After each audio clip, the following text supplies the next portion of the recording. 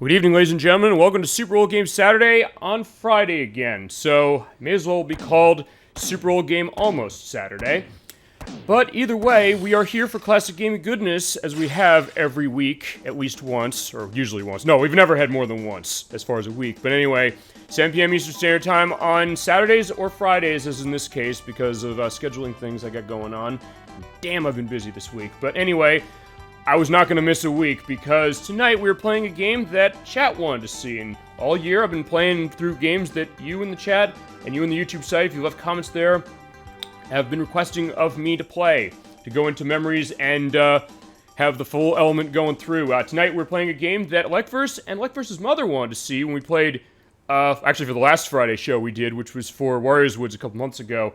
Tonight we are playing Tetris 2. This came out in October of 1993, for the NES and Game Boy, developed by, co-development of Nintendo R&D 1, so it was Gunpei Yokoi, who was the producer of the game, as well as Tosei Company, who went on to make games like Bass Landing and Resident Evil Survivor, as well as Super Princess Peach on the DS, and their first game was Vanguard, which was released by SNK in the arcades in 1981. It might be in that SNK collection, it's on Switch, but if it's not, I will edit here when I upload this in a couple days saying, no, I'm wrong, or say, no, I'm right. In this case, I'll be silent. But yeah, it came out in 1993 for those systems, but we're playing on the Super Nintendo, where it came out the year after, in 1994. This version was developed by Bulletproof Software, and it's a case where this is an interesting company. They go back to the 1980s. They made a couple of RPGs on ancient PCs, specifically the Fire Crystal and the Black Onyx in 1984, and they were in connection with Nintendo for a lot of things. They also did publishing of games specifically. And I also did a lot of development. They did the development of the Super Nintendo version of Yoshi's Cookie, which is actually like this one, where it had an NES and Game Boy version first by Nintendo RD1 and Tosei, and then Bulletproof did the Super Nintendo edition, as well as Tetris Blast on Game Boy, as well as Battlestorm, which was on the NES. So yeah, we're playing a game of theirs, and we're doing the first Tetris game for this program. And thank you to ElecVerse and ElecVerse's mother for making the request in this game, because it's a game I've been thinking about a bit recently when it comes to stuff with puzzle games, and actually our first Tetris game, as well as interesting factoid. The very first Super Old Game Saturday show I did, before I had any kind of direction of what I wanted to do, just the idea of let me make sure this all works, let me just show stuff. It was me showing Protorova this game and Tetris Attack, which we're playing in 2 months. But tonight we have Tetris 2, which is a different take on Tetris that did not have connection with Alexei Pajitnov as far as him developing it, who made the original Tetris in 1984. But Nintendo said, okay, let's do a new take on this, because Nintendo, as I've mentioned before on the show, they had full reign of the Tetris license in the 1990s, whereas Alexei Pajitnov made the game. He didn't have ownership of it until, I believe, 1999, at least I think. If that's the wrong year, I'll explain at the bottom of the screen when I edit this. No, it was this year, stupid, so there you go, stupid to me anyway. But anyway, while Nintendo had the name to use pretty much for whatever they wanted, they put it onto pretty much every puzzle game they made, with a couple exceptions, like Warriors Woods, which we played. And that is on the YouTube site if you missed that. That was a good play we had of that game. So with this one, what they did is, we have the Tetris concept, and you're seeing the demo we're seeing here, where you have the Tetraminos falling down, the blocks with 4 parts to them. But let's mix it with Dr. Mario a little bit, in the sense that you're matching 3 to get rid of yellow, blue, and red blocks, and the color of the blocks were different in the NES and Game Boy versions. Well, Game Boy didn't have color unless you're running a Super Game Boy or something like that, in which case it did. But I think there were green and pink and yellow maybe in the NES version. But anyway, we're going to go into some stuff with Tetris 2. I am looking forward to playing this game and showing off some of the interesting things it has in terms of all of its modes, its unique music, as well as any of your memories of this one. Now, my memory, I guess as long as we're going through this, I'll let the demo play one more run before I go on to the game specific. My first memory of this game, I believe, was actually... I believe my mom rented this game for me. It was one of those rare cases where I was not with her going to the video store, and I think the idea is that I wanted to have Tetris Attack or rent that, because I played it, I think, by the time that I got around to this. It was not 1984 when I played this, it was 1996. And they didn't have it, so she came back with this, with the thought of, hey, it's Tetris, and maybe this is one we haven't played. And I thought, okay. At first, there was kind of questioning that, saying, like, alright, this is the different case of something that I was used to, or expecting, but it's like, oh, we rented a game. That was a big deal back in the day. when rental stuff was still around. Or rental stuff that way. I mean, I know GameFly is still sort of around, Redbox is still sort of around, but it seems like a lot of the places I go to, they've gotten rid of those machines. And feasibly nowadays, you have stuff like PlayStation Plus Premium and Microsoft Game Pass for Xbox consoles that gives you access to games basically as a rental concept as far as a subscription, not a prescription. That's Dr. Mario, I'm thinking. But anyway, with that, I was thinking, okay, this is unique to see this, and I was kind of taken with this game. You're seeing with the graphics on the screen, there's definitely a little bit of an Earthbound vibe in terms of how strangely cartoony it is. The idea that we're seeing now, we're kind of in the kitchen. We have the refrigerator. We have the, I guess not the dinette set. We have like the china cabinet. And we have all these random pictures of, going to Honolulu, Tetris, Devil Girl, I guess feasibly an actual woman on the wall there, and the weird cartoony characters in the upper left-hand corner of the screen who, from what I could tell, don't have a name. I looked everywhere. I was looking for history about this game. I couldn't really find much of that either to get a sense of what was the idea of this game, which, by the way, when it came on Japan first, it was not called Tetris 2. It was called Flash Tetris, which you'll see when we get into the game. We may as well get started with that now. Alright. So, like it was on NES and Game Boy, you have normal mode to play, and we'll start there. We're going to cover every single mode, except the two-player, but there is a computer variance of that. The unique thing for the Super Nintendo version is the puzzle mode here. So like a couple other games we played for the show, like Dr. Robotnik's Mean Bean Machine, and sort of, I guess, with Where Is Woods, amongst other things, and Tetris Attack, we do that. They have this unique mode for this version. So in that case, we're going to show off some of that. We'll see how far I can get. If I can't get far, I have passwords for the purpose of entering, because it's a game that's running password only. There is no save going on in this case, and I'm running it off the Super Nintendo specifically, so yeah, with that, I think we get started. So yeah, you have your option of stereo, mono sound. We're running stereo because we can run it, and that is the way you want to run it with the tech, as Medics and I were talking about last week with Parasite Eve. Hey, ElecVerse, good to see you tonight. Good to see you for Tetris 2 for the Super Nintendo. I know you and your mother were asking for this game, and I am bringing it to you. Tetris 2, huzzah. There you go. So happy to see you tonight, and I'm so happy to be bringing this game to you, because it is a case I've been thinking about this game a lot. I know I said a couple months ago we're going to do it, and I said when I say we're going to do something, or when chat wants to see it, we're going to make it happen, and asking you shall receive, and all of that, even if we have to have a Friday program, as is the case. So yeah, we are here with Tetris 2.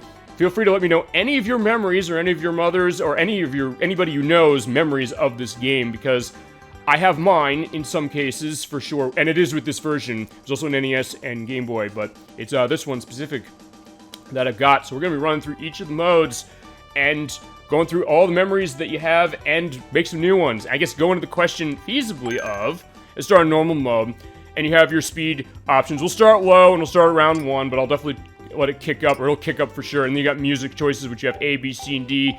I'll let all of them play for each of them eventually. But to start, we're going to start with A. I saw you started with Parasite Eve last week. Yes, we did. Emetics was in on that play, and we had a very good time with that one. I do have it up on the YouTube site now. I actually was a little late getting it up, I didn't get to watch it yet. Yeah, I barely got it up yesterday, because I've been insanely busy this week, and it's part of the reason, I think, why I'm not having a show tomorrow for that, and also because I have other scheduling cases. But as I said, that happens, it's a Friday show, or Super Old Game Almost Saturday, as it is. But we had a great time playing that game, and we definitely are looking forward to continuing that game. As I said, I made sure to get it up there on the site before the new show for this week. But yeah, it was not easy to do that, but we have everything to it. It is definitely a good watch, and it's so good to see you. I'll save my thoughts for next time you play. Yeah, which, right now, I'm waiting on Emetics on this one, because I said, okay, it's going to be either August 13th or August 20th. It's going to be a question on the scheduling, and as you know very well, on this show, we get into the scheduling at the end of the program. Let's start with this game to start, and there's definitely some good stuff that's been going on for the show. Good to see you tonight, for sure. Hope you're doing well, and you're going to enjoy the show tonight, and go into anything you want on Tetris 2 as we start. Okay, so how it works is you have the Tetraminos, the blocks with 4 parts to them. Place them down. Controls are basically the same. Use A and B button, or X and Y, to spin the blocks around and match them up in colors of 3. And what you want to do is you want to aim for the flashing indicators there, the flashing blocks. So that's where it got its name for Japan, for Flash Tetris. You hit those. In fact, I'll hit the yellow one right there. Hit them. It gets rid of all of the other blocks of the same color in the normal mode. In other modes, not 100%. It's not going to do that all the time. As for Tetris 2, my grandmother played it a lot, so did my mother, and I would watch... Okay, let me read that again. My grandmother played a lot, as did my mother and I, and we'd watch her play it. That's definitely a good memory for sure, and definitely a good case to that for sure. Actually, that goes to one thing, because actually, I didn't necessarily... I love this. Good evening, DollyFinn. So good to see you. Glad you're loving what we have so far in Tetris 2 for Super Nintendo, as we're going into our memories of it as I'm clearing the first stage. And so far, we're going all right. As I said, it's going to be going on more as we go. But yeah, we'll run through rounds. We're going to cover every mode and see the weird stuff of the house as it is.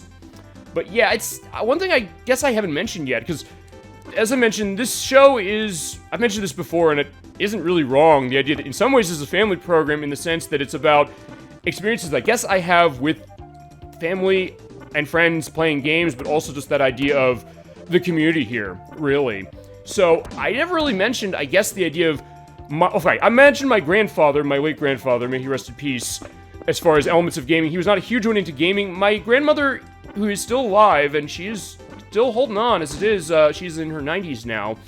She didn't necessarily play games that often either, although one thing that was interesting, and I'll get to what you're having there, ElecVerse, for sure, is that she was a big one to duck hunt. Actually, she really was great doing the clay shooting in that, getting up to, like, round 68 or something.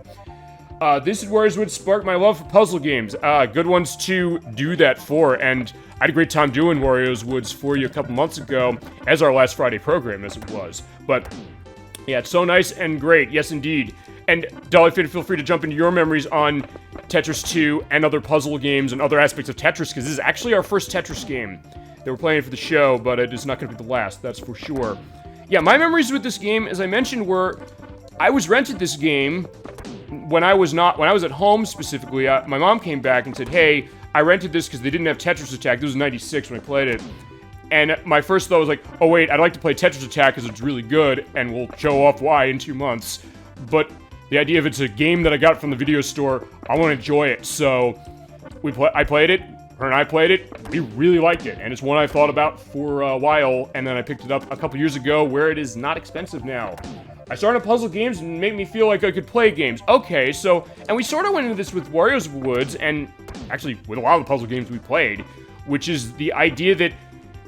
Well, let's talk this, especially with Tetris, which is that in a lot of ways, Tetris is one of those games that is very easy to approach in certain ways. So in a way, the idea of the gateway game, bringing people into gaming, think they can do something, and also showing the idea of a skill, not necessarily the thought of, you know... that's like a knock of the fact you're going to be playing a puzzle game. Like, oh, you can't play real games. Like, no. There's a skill for that for sure. I had some success doing it. I get that for sure. And I never understood why this gets flack, because it's different. Yeah, okay. Is it different? Yes. Is it bad? No. It's kind of like Dr. Mario. Okay, and encourage you. Okay, so DollyFinn definitely encouraged you that way. And the idea of exploring that out, and Tetris itself did a case of that, and I get that idea, and also, ElecVerse, I get what you're saying, because I've realized some perspectives of that. Yeah, it's beautiful. That's beautiful as far as ElecVerse is saying, as far as DollyFinn saying. I mean, that's the idea. You do get an eloquence on this program. Maybe not always for me. I will not lie to that.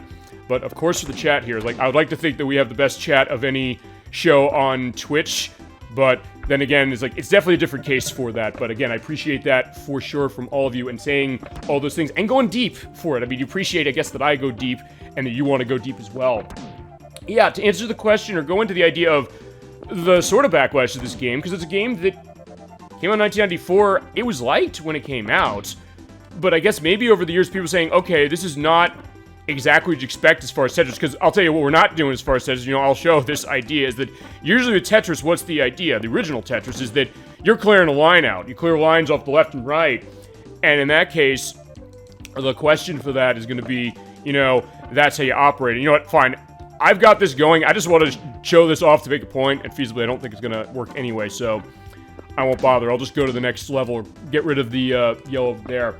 Yeah, for me, the game that made me feel that way, as far as feeling I could play video games, or feeling like I guess a connection into it, was, that was a good combo, or chain, specifically as it is, was Super Mario World, in that made me feel like I could play games. And there's something to be said about that, and I mentioned that when we did Sonic the Hedgehog, the first one, about a year ago, the thought of games that got us into games. Okay, that's an interesting discussion too.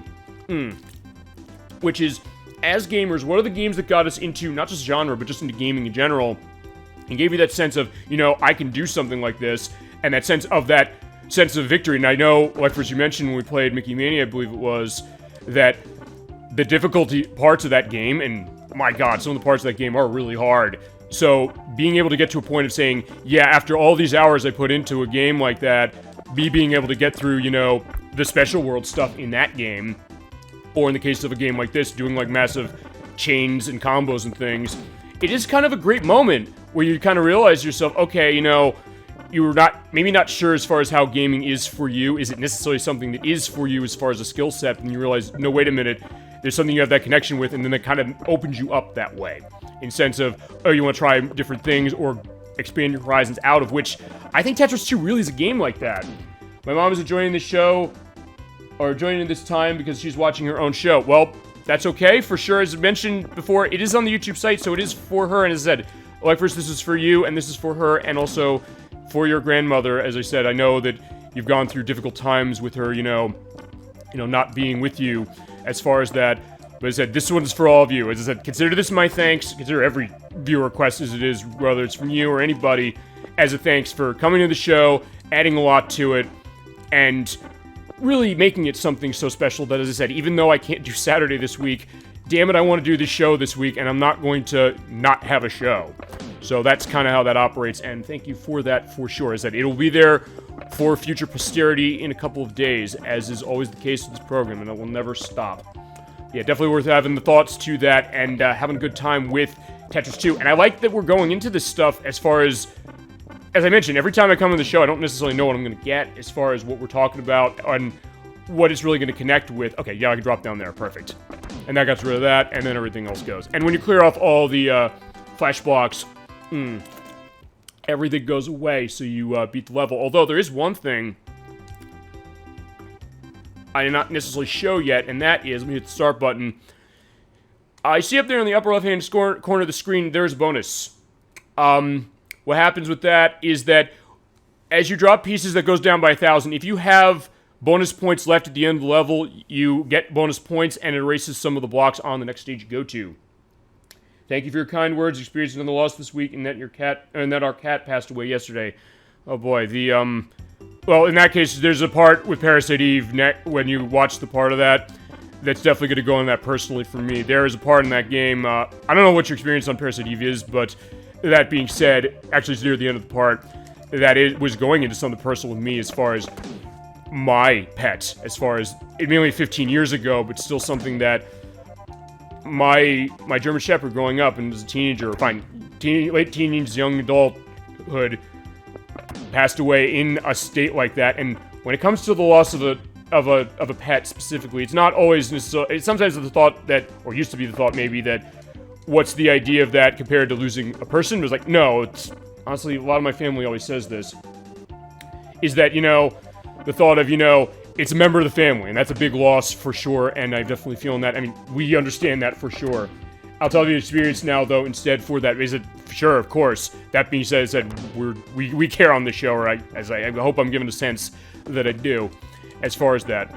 But hopefully, this is also giving a perspective of, as I said, all of the troubles that are potentially, are affecting you or anybody else. Throw them out feasibly for a couple hours, have a good time with it, and in my case, I've been busy as hell this week as far as my work is concerned. Nothing horrible, but still the idea that I was looking forward to tonight just because, I want this rest for this, and I'm having a good time so far. So yeah, feel free to go into that experience you got as we go. Yeah, one thing I was going to say, I think with this was that, okay, I definitely didn't get the bonus point thing. Later on, we'll see that, and I'll probably focus more on making sure I focus for the flash blocks. That's really what you want to do. Just keep an idea, or keep an eye on where they are, and just head for them first. But yeah, to go back to what you're saying, I guess, as far as do people really like this game, and the idea of Dr. Mario, because it is like Dr. Mario, it plays very much like it. But there are unique elements, including the idea, as I mentioned, the fact that there's the flash blocks, that when you clear the one down there, it gets rid of everything of the same color, so it's not one-to-one. Also that, which is, when you have the Tetraminos that have, I guess, sort of oblong aspects to them, or kind of blocks not directly connected, you can actually, and I'll show this when I get another one. I'll have to see when I get another one for sure, and I'll go into that. Sorry to hear about your cat. Thank you. My mother is taking it very hard as they're members of family. DollyFinn, exactly. I mean, exactly saying what I said, but hey, I guess that's the idea. There's people out there who are thinking, no, I'm feasibly making sense.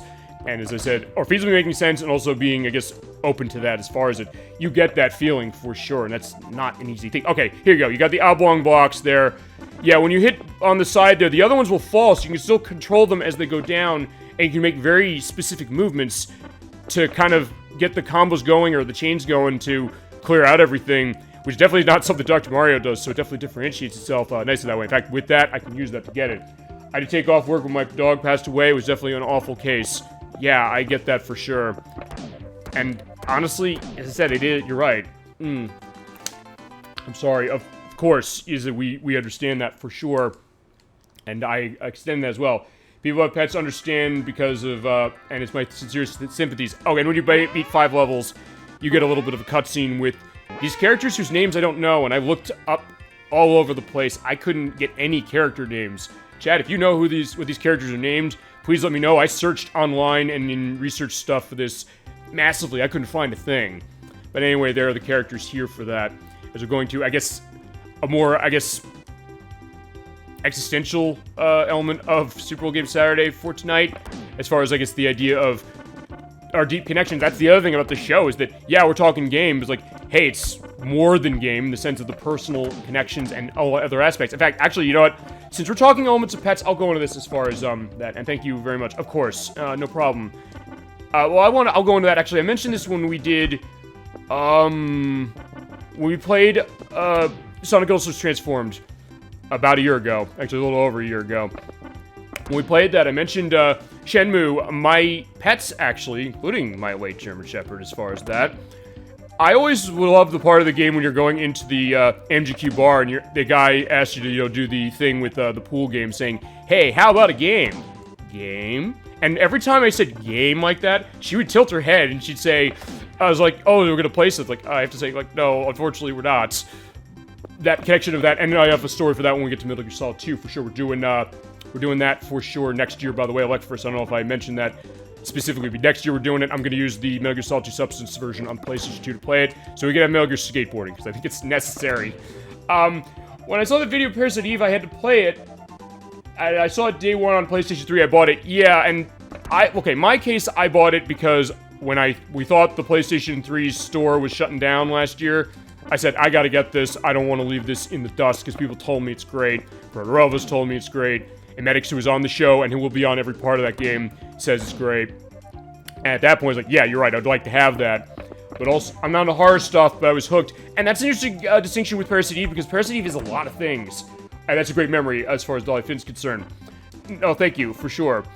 Yeah, as I said, it's the personal case. But yeah, with Parasite Eve, you're right. The idea that it is something unique as far as it. And that it's wearing a lot of different hats and wearing them very well so far of what I've played of it. Because unlike Medics, I've not beaten that game. And we are going to go the full play of that game, including doing the EX game stuff, the stuff that's specific to that mode, later and in the play. But you're right, you definitely get that perspective of it. My mom came out but says, turn it over. Oh yeah, I get that for sure. Oh, she wants to see now. I got you. I was like, wait a second. Oh, turn it over. Okay, hi, ElecVerse's mother. Good to see you tonight. I'm sending my best to you for sure as far as what you're going through, but also, as I said, I'm glad to be giving you Tetris 2. I know you said you wanted to see it, and as I said, asking shall receive in this program, we have it. And any memories of Tetris 2 on your part, we are glad to hear them. We are an open book on this program. Alrighty. So, okay, now I'm going to be playing this specifically seriously to make sure that, I'm going to get the flash blocks out quick. Yeah, like that. That's what you really want to do. Or try to find a way through, which is not always going to be an easy case. So in that case, put there and go down there. Sort of, anyway. So you have to kind of play around with it. So it's not easy, though. Alright, so I might be able to make this. Well, there, got it. Although I don't know necessarily if I'm going to be getting the bonus thing. I will show that for sure as we go along. She approves. Okay, absolutely. Well, thank you very much, for sure. Definitely have a good time going into this and, having that experience as well. Alright. So yeah, what I'm not doing here is, yeah, because I do want to get rid of that, but Yeah, you're right. I should be playing smarter, as it usually is with puzzle games, but is that eventually that will be, you know, fixed with your Tetris attack for sure. To a certain extent. Although, actually, interesting thing to this, and it's a unique thing as far as, you know, be doing a Friday show, as far as this. Actually, you know what? Yeah, put that there. Oh! Okay, unfortunately, no. Okay, fine. As long as I can get that red over there. Or pink, I guess. Ew. Yeah, because you sort of make fancy movements as far as this. But I was going to say, the interesting thing as far as, you know, the idea that I'm doing a Friday show is like, oh yeah, I'm at work all day, so me getting ready to come home for this to, you know, get ready for the show. But actually for today, and I'm not necessarily doing great on this right now. Yeah, but I can save myself, and I will eventually. You can see how easy it can be to get chains going like that. Boom, boom, boom, boom, boom. Okay, perfect. Okay, and in that case, just get rid of the blues with the next one, and we'll be all set. And you do have your next block piece up there. Also, one thing you don't have is you don't have the hard drop, so hitting it up on the D-pad will not do anything for the purpose of that. But yeah, one thing that's been interesting is that I guess today, on my lunch break... sorry. Yeah, sorry about that. Anyway, as I was saying, on my lunch break today, I was kind of in a bit of a puzzle mood a little bit. You have to move quickly. Yeah, that is true. Especially when it gets faster, as is always the case with a lot of puzzle games.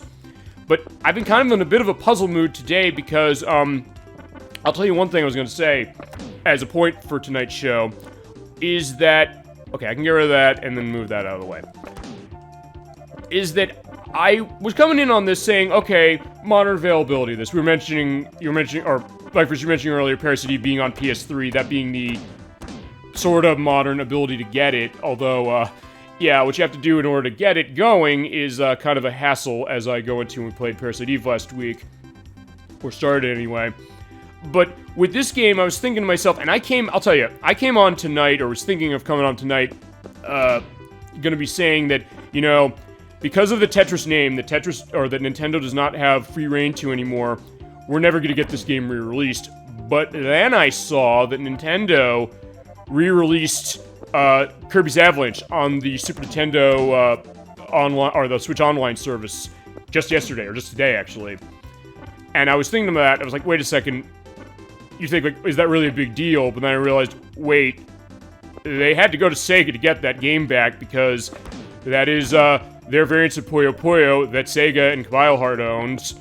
And last week we had, I was gonna mention that, yeah, and also last week we had Pokemon Puzzle League that came out for the Nintendo 64 side of things, which is, generally speaking, well emulated from what I'm gathering. But the idea in both of those cases, Nintendo did have to go to other companies to get the rights for using them or having them re-released. In the case of the Pokemon Puzzle League, they had to get the rights feasibly as far as the anime was concerned, because they don't have the rights to that, or the music from the anime, or from the first movie. And in the case of Kirby's Avalanche, that one. And on top of that, they also gave us Fighter's History, and they gave us this weird thing. Trying to remember the name of it is. I'll edit it, or I'll put the edit of what it is. Or Kirby's Ghost Trap in the UK. Yeah, that's true, because that was... It did have a different name for UK, and actually interesting, bring up for that, thank you for teaming me into this. Tetris 2 is an interesting one because it's a game that sold well, all over the place, but especially in Europe, it was the top-selling game on the Super Nintendo until Donkey Kong Country came out, actually. So from March to November of 1994, this was the game on Super Nintendo that people in the UK wanted to play. Apparently, Japan's getting the Super Famicom version of Kirby Super Star Stacker. Right, which I believe... Some of the people I think who worked on this worked on that. Actually, no, the director of this game, and I'll mention that when I finish this stage. Because, yeah, it's going fine so far for this.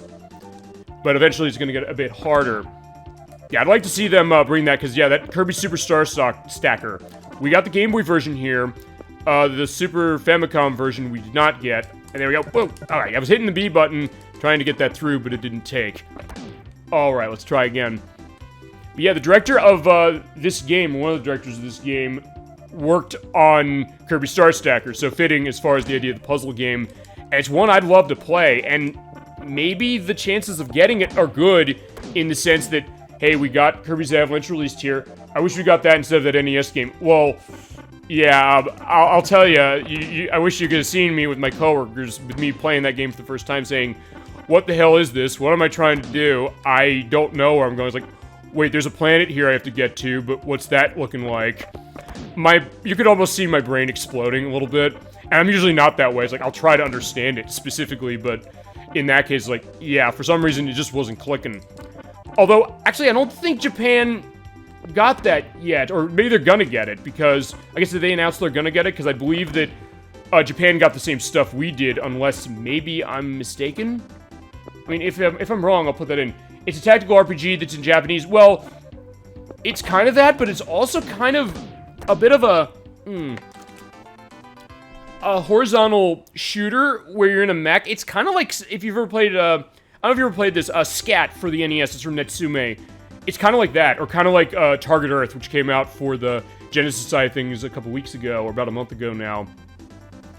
It's kind of like that, so you're right, it's sort of a tactical thing, but it's also sort of the idea of, I'm trying to get a sense of, alright, let me get into the games for this, but then realizing, wait, I'm flying as the robot, going through this, kind of just hovering up in the sky, hitting up on the D-pad for the purpose of that, and then running into water, and I guess the mechs are not waterproof, so as soon as I hit the water, I'm dying.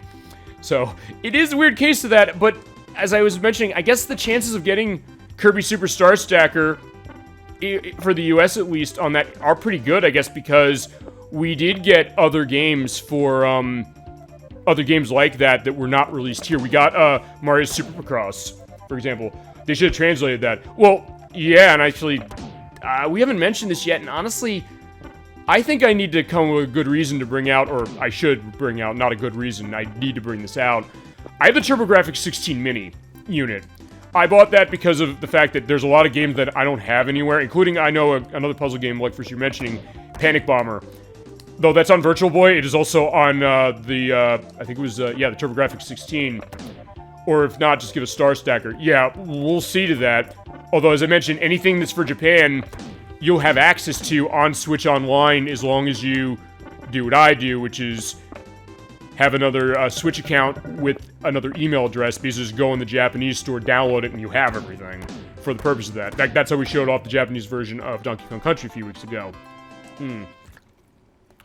But yeah, for the TurboGrafx 16 Mini, that's an interesting one, because it's a great unit. It's also one that costs a lot of money now. I didn't realize it became so sought after. I mean, I guess I should have realized that. It's TurboGrafx 16. It always tends to be that way when it comes to collecting. I know, St. Aspertine, we mentioned before, he's a big one on the TurboGrafx 16, saying that, hey, if you're looking for stuff for that, that's a great place to look.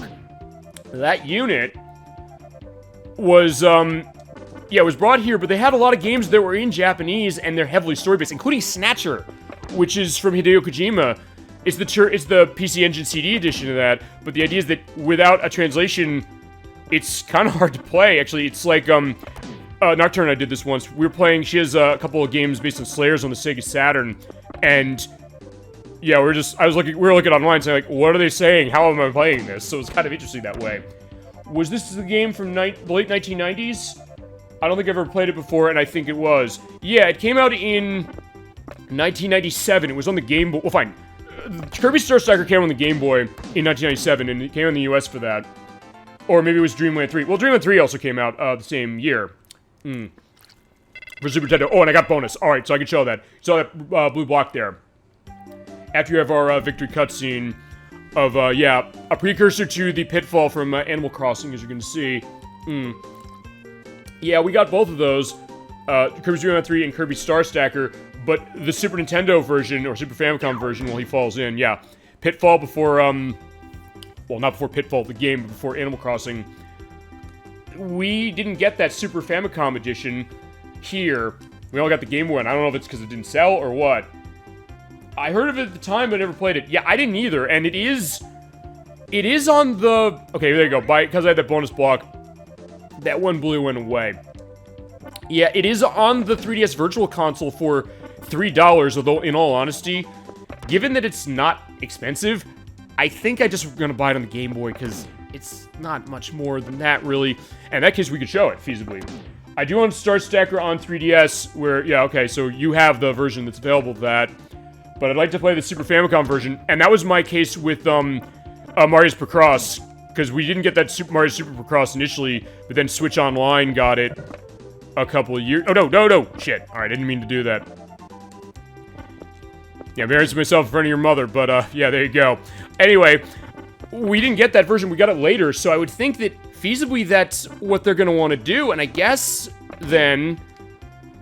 I've mentioned this before, everything is new again, so the thought of, you know, bringing some games that we didn't get, I mean, this week we got a case of that, we got Live Alive. That was on Super Famicom from Square, and that was 1994, I believe. It was just this week we got that released for the US. So hey, there's definitely no limit for sure of the idea of, you know, getting stuff of this, and yeah, I'm letting these things stack up, which I should not do. Well, that being said, I can also feasibly show what happens if I hit the top, and if I do hit the top, I probably will go into another element of it, or another, part of this, and then we will keep going. Because what I do want to do with this, just to give you an idea, I do want to show off all the music, or hear all the music for all the modes, because there's differences between the music for this, or for the main mode, and then also for the versus mode. So at least we'll play through all those for the purpose of that. I find it funny that Kirby's Avalanche is called Kirby's Ghost Trap for Europe. I don't know, is it maybe the thought that... I don't know, do they not like, maybe don't like the perspective of Avalanche, the thought of, hey, it's gonna give a perspective that, oh, it's something, you know, like in a mountainous area, they're like, hey, they're gonna be nervous that it's gonna be falling in. Okay, I should not be doing this, that's bad. Alright, let's see if I can maybe recover this. So, yeah, I mean, the name, or that name made more sense, Ghost Trap, yeah. That's true, I guess. Actually, I'll tell you, my, sort of a confession time, the most I've played Kirby's Avalanche or Kirby's Ghost Trap, however you want to put it, was really... Shit. Okay, fine, I'm not going to be able to get through that way, but fine, I'll dig out this way.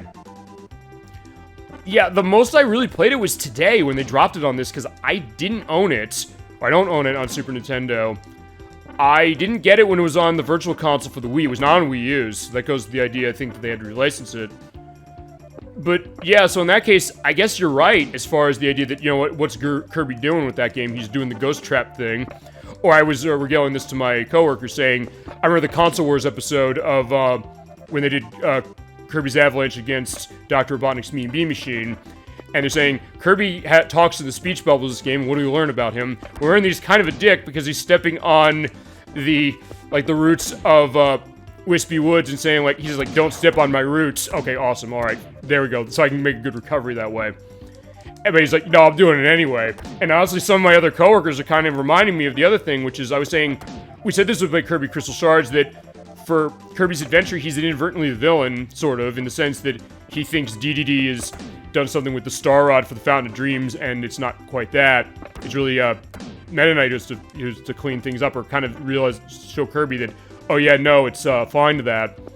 And then even in Kirby's Dream Course, the idea that Kirby basically just assumes that King Dedede did something bad, even though there's technically no evidence that he did it. So it's like, yeah, he's jumping to that conclusion that way. So it's like, wait a second, is Kirby the villain in all of his games, perhaps? Inadvertently, even though he's so cute, which, if that is intended, I don't know if it is, but if it is, maybe that's part of the joke. Here's the episode Cap's referring to. Okay. Awesome. Okay, perfect. The episode for the Console Wars show. Thank you very much for providing that, which I'll put in the link list for sure when we edit this, when I edit this in a couple of days.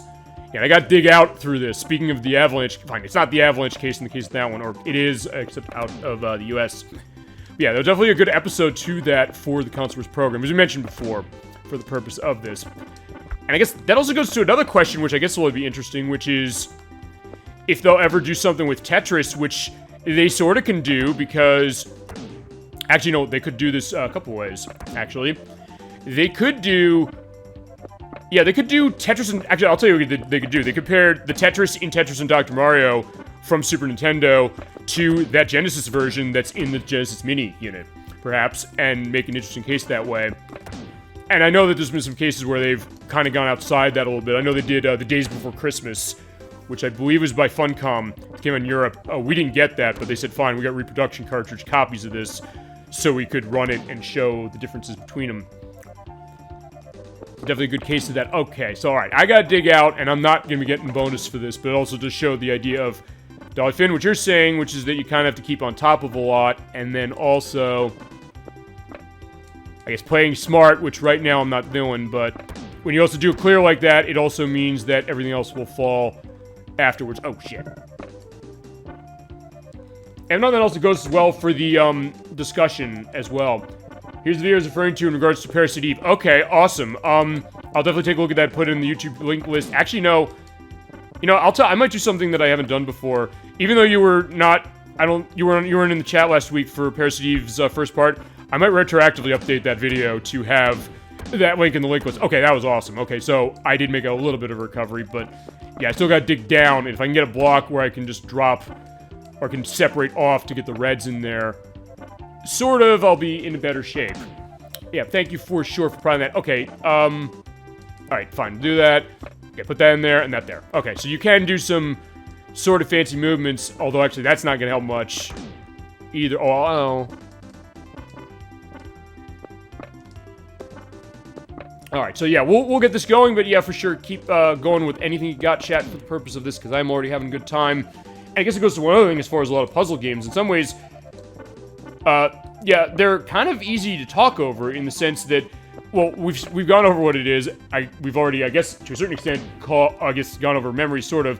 And, ElecVerse, you're mentioning something I mentioned earlier as well, and that's true. The fact that this game was known as Tetris Flash in Japan, yeah, so they didn't call it Tetris 2 for there when they brought it out. And actually, you know, that'll also go into another thing, which is...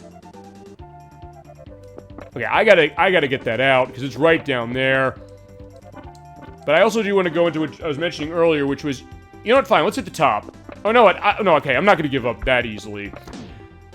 I think after that, then I'll hit the top for the next level. And then what I'll do is, we'll load up another piece of music. Because there's definitely some interesting music into this, and I can also go into who did the music for this game, because I think I know who did the music, but honestly, it's not... I couldn't easily tell, because a lot of the credits I found did not explicitly state, here's who did the music. The only thing I really did is I kind of cross-referenced the credits of this game from Moby Games, specifically, because like a database case of gaming. And in that case, they were saying, okay, here's who was involved in the staff of this, but I was like, okay, what have they done? Is the only person who did music, so I said, okay, it's probably gotta be them. Okay, good. Okay, so yeah, pretty much I guess the way to go is to dig down. Yeah, so, yeah, they didn't call it Tetris 2 here, which I guess then... Okay, that was weird. The one looked like it kind of fused in, the yellow one. I'll probably put a picture when I edit this to reference what I'm talking about on that. But, yeah, so they didn't call it Tetris 2 here. It was called Tetris Flash, which fits because of the flashing block down there. And it's also not a case I don't think I'm going to have to do a flashing light warning. It's like, hey, it's just a flashing block down there. Basically saying, hey, go down here, clear this, and you'll get through. And that is the last one I've got left, so if nothing else, I'm definitely making this a lot harder on myself to run it this way. Ooh.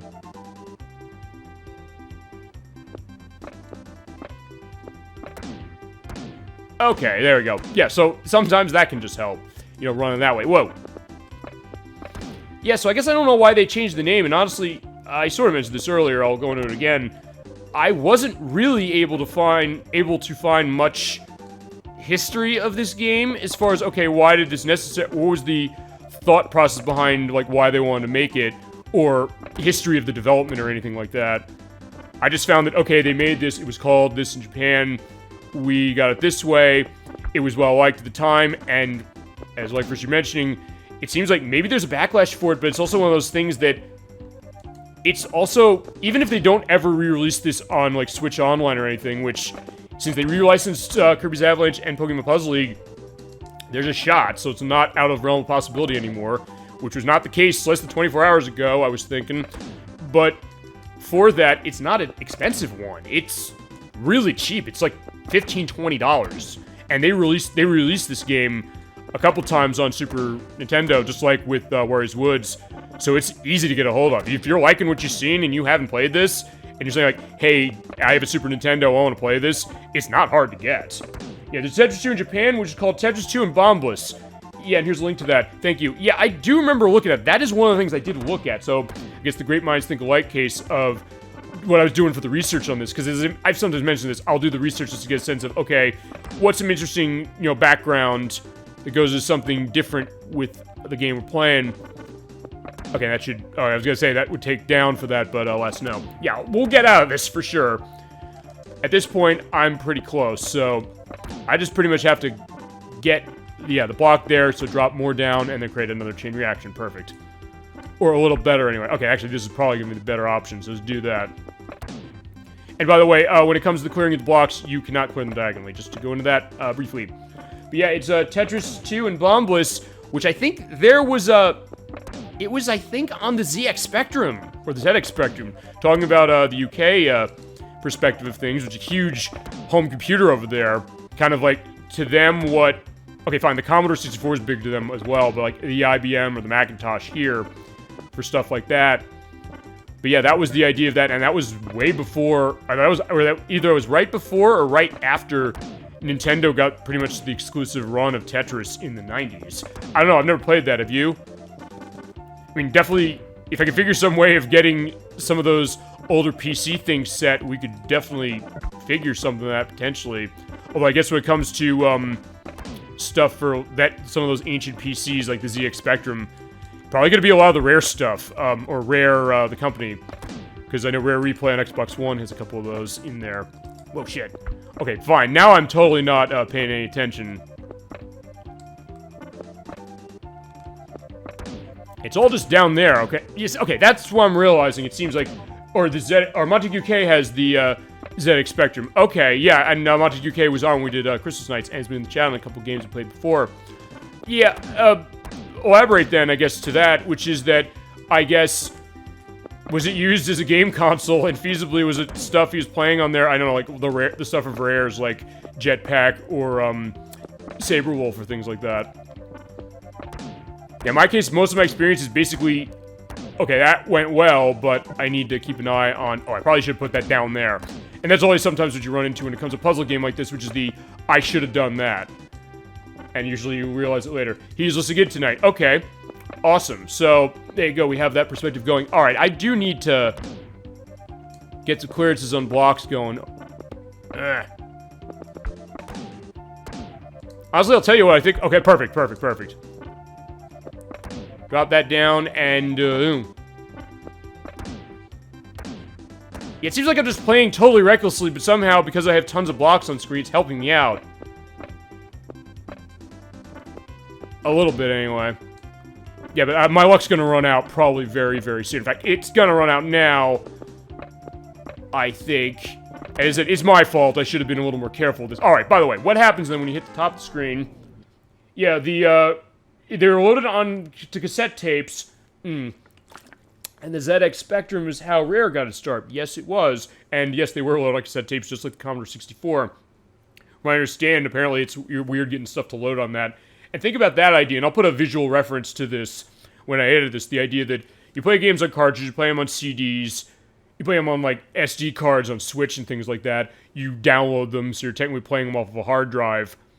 But playing it on an audio cassette, feasibly, and the idea of playing that and making it so that as it goes, the game is going to run. Okay, when you get a game over, by the way, what happens is that you have an option to try again. You can say yes or no. I'm going to say no, just for the purpose of this. You do get a point thing. We got to round 11. It does not save scores in the cartridge, unfortunately, so yeah, not much of a reason, unfortunately. But yeah, we'll go back to normal. I'm going to run... We're going to go to round... I'll get B, and we're at round 11. Let's do round 11 again. And same deal as before, pretty much going on, except with different music. And I will definitely be a little more careful when it comes to stuff like that. Okay. Okay, I wasn't necessarily planning to do that, but I guess it sort of worked out. Alright, that'll work. Actually, in that case, yeah, because in that case you can move them and put the one in the middle like that. Actually, the puzzle mode is going to ask you to do stuff like that pretty often. So it is a unique case to it. Yeah, and I guess we can definitely go into other stuff. I'll tell you what I guess this show is really going to be, on top of the experience as far as Tetris 2 is concerned, I guess it's going to be pretty much, in a way, I guess a grab bag, really, as far as what you want to talk about game-wise, other stuff with puzzle games, and other stuff that you got thinking as far as what you're wondering. Okay, that was probably not a good idea either, but what I can do is move this, turn it, there you go. Yeah, that's how you really want to play this, but you also are dependent upon when the blocks specific for that come around, and also making sure that as you're moving two at the same time, that if you want to control both of them, you have to kind of be careful as far as how it operates. But it is unique, and it goes back to, like, what you were saying early on the show, which is, yeah, this game is a lot like Dr. Mario, and it is tempting to say that Nintendo just took Dr. Mario and said, let's mix it with Tetris. but it is a bit more than that. And I think, if nothing else, it goes to what we've said, the idea that it's a game that's easy to learn and get into, but there is this mechanical depth. It seems like a lot of the puzzle games we're playing are like that, which is unique, and definitely something to be said about holding your attention that way, even in cases of games where they are pulling off of other games. I know we mentioned that before with, well, fine, Tetris Attack, Poker Smash, which unfortunately is no longer available, and then even something like Super Plexus, which I'm still waiting on that Switch port, but if I can get PC running, I'll definitely get the PC version, we can show it. I think will be an eventually case. We will eventually get to that, and as I mentioned, Nikki's going to help out with that, because there's a game she wants to run PC specific, so we'll make that happen again eventually. Okay, yeah, I'm not going to be able to get that other one there. Okay, so... Okay, actually, you know, oh, I can do this and just squeeze it right through. And sometimes you're able to do that. And also, if you hold the D-pads as going down, you can make it basically move across the screen instantaneously. And there is one of the puzzles I know that basically demands you do that. And we'll show off stuff with puzzle mode for sure. I don't know how far I'm going to get on my own volition, but what I'll do is I have some of the passwords written down. So we're going to be living it like it's 1994 that way, and we'll show off some of them. Nice. Well, thank you. And that's the idea that sometimes it's going to be fun to watch this, but as I mentioned, and I love, DollyFinn, what you were mentioning as well, what everybody in chat's been mentioning, but also the idea of what you started with this, because it seems like, here's the thing I'm noticing, which is that you're starting one perspective on something, or ElecVerse is starting something, as far as other people in chat as well, maybe, and that is one discussion point, and how it seems like it's all kind of coalescing into something that does seem kind of, I guess, natural and kind of pertinent to everything, which is the idea of feeling better at being good at games, and the idea of a game like this being a perspective of that. Okay, there you go. So, there you go. Made it. It's easier than watching. Well, I mean, yeah, but also, at the same time, the idea of seeing that and kind of looking at a perspective, because I'll tell you this. Sometimes when you play a game like this, sometimes the thought of looking at that and saying, oh, I could do this, or you could do that, for the perspective of it, which is one thing from watching, but that's the other thing of saying, okay, then when you pick up the controller, what that's going to be like. Okay, by the way, let me also go to one thing before I go to the next level. The direction of this game. It was Masao Yamamoto, as well as Hitoshi Yamagami. Yamamoto, was involved in co-directing Battle Clash for the Super Nintendo, Mario's Tennis on the Virtual Boy, and actually DollyFinn, the game we're going to be doing in a couple months, Tetris Attack. And then Yamagami also co-directed Tetris Attack, as well as directing all of the Game Watch Gallery titles, Kirby Star Stacker, which you mentioned earlier, as well as Wario World on the GameCube. And there's a lot of games he's produced ever since, and he's still at it in Nintendo. I know one of the games he produced was Astral Chain, which was on the Switch a couple years ago. If I had no success, I wouldn't have been interested in games. Okay, because, alright, here's the thing, and we mentioned this before, when it comes to difficulty in games, when it comes to what gets us to play games, or like certain games, which is that, and I mention this sometimes, what's the sign of a great game, even when it's really, really difficult, which is that you still want to keep coming back to play it until you master it, or get close enough to master it. I was played as Yoshi since the beginning as far as Tetris Attack is concerned, although, because he was also in Yoshi for the Game Boy and the NES. Which is another good one that I didn't necessarily grow up on, or Yoshi's Cookie, which is, okay, yeah, I should have been watching that. Actually, with Yoshi's Cookie, I have the Game Boy version, which merely is maybe not the best one, but it's also the only one the US got that has a 4-player mode. Interesting enough, because unfortunately the Nintendo Puzzle Collection that has 4-player, US did not get that. Which is a damn shame, for sure. But you're right, the idea of this, which is what gets you to play a game, and what, I mean, would you necessarily not want to play a game if you weren't good at it? Or for that matter, because I'll regale this. DollyFinn, I remember when we played Star Fox for Super Nintendo, you were saying you were playing it, or you had played it, and you said, this game is insanely hard in places, which it is, and I showed that. I mean, even to the point where I had to edit out, or edit in, you know, the rest of the game that I couldn't show 100% on the show. Or live on the show, anyway. And the idea of you saying that somehow that game is fun, and you still want to keep playing, even though you're saying it's insanely hard. And it's funny, I've gotten that discussion with a lot of people, and you know what? We can go into this, too. It's like, basically, yeah, we'll just jump to topics, which is awesome. I'm fine with that. That's absolutely a perfect thing for that. All right, there you go. There is a trick thing. So you can kind of do the T-square thing that Tetris tends to do, which I've never been good at, but if you ever play Tetris 99 on Switch, go online playing that game, people are doing that all the time, and that's how they're winning. But the idea of difficulty in games, because I'll mention the Crochet Nerd 64, who we've had on for Majora's Mask, and he was on for Space Channel 5, and he'll be on August 6th for the next part of Majora's Mask, as well as for Shadow Hearts, which he's going to be playing for us, or starting for us in October. He was saying something that he bought. I'll tell you, actually, this is fitting to him, because this week saw the release of the downloadable content for Stranger of Paradise Final Fantasy Origins, which is a remake of Final Fantasy 1. It plays a lot like Dark Souls a little bit. It's one of those kind of hack and slash dungeon crawl games where it's based upon dodge mechanic and the idea that the damage outputs of enemies is insanely high, and if you get hit only a couple times, you're dying and going back to the checkpoint. And usually he's like, I can't handle games that are really difficult that way, but I was kind of probing that more, saying, wait a minute, you like this game, so what was the difference? And he was able to explain this, the idea that he was kind of attracted to what the milieu of what it was, and kind of, in a sense, get a primer for that kind of game. DollyFinn, you're saying that with a game like this, saying, I got good at this game, so that kind of maybe inspired me to say that, oh, I can play other games and feasibly handle something that somebody was like, hey, this would be too difficult, but that's the idea. Yeah, but games like watching Ecco the Dolphin, no way I could play that one. Well, I guess, yeah, feasibly any of them except for maybe, I don't know if you played this one, Echo Jr., which is on Sega Genesis, which is kind of a sort of edutainment take, and I think it. Oh, you did. Oh, so that was so.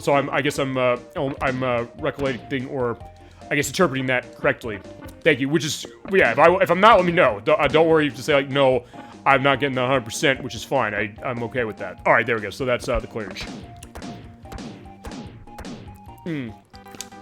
Yeah, because a lot of those Ecco the Dolphin games are very hard, but also the case where I can't necessarily say that they're bad games, exactly. It's just that the difficulty curve of them might be the kind of thing that in some cases, is it going to be too much? And also, when it is too much... Okay, I was going to see if I could put that through, but I guess I couldn't. Actually, this is going to work okay. Or as, I know we mentioned this before. Actually, we mentioned Ecco the Dolphin before. The Genesis version specifically, I guess. Something like that, where it was John Ortiz's Nightmares. Like, yeah, that game is insanely hard. And if it's a case where if say that didn't have a modern re-release where you could use a save state to it, I mean, it's too much for a beginner. And actually, point to that, I don't know if actually we mentioned that with Ecco the Dolphin, and we can do that. I mean, look, just because the game's hard doesn't mean no, we can't do it for the show. No problem with that. But I don't know if I actually explicitly mentioned or we talked about that with Ecco the Dolphin specifically. It was Novatrade who developed that.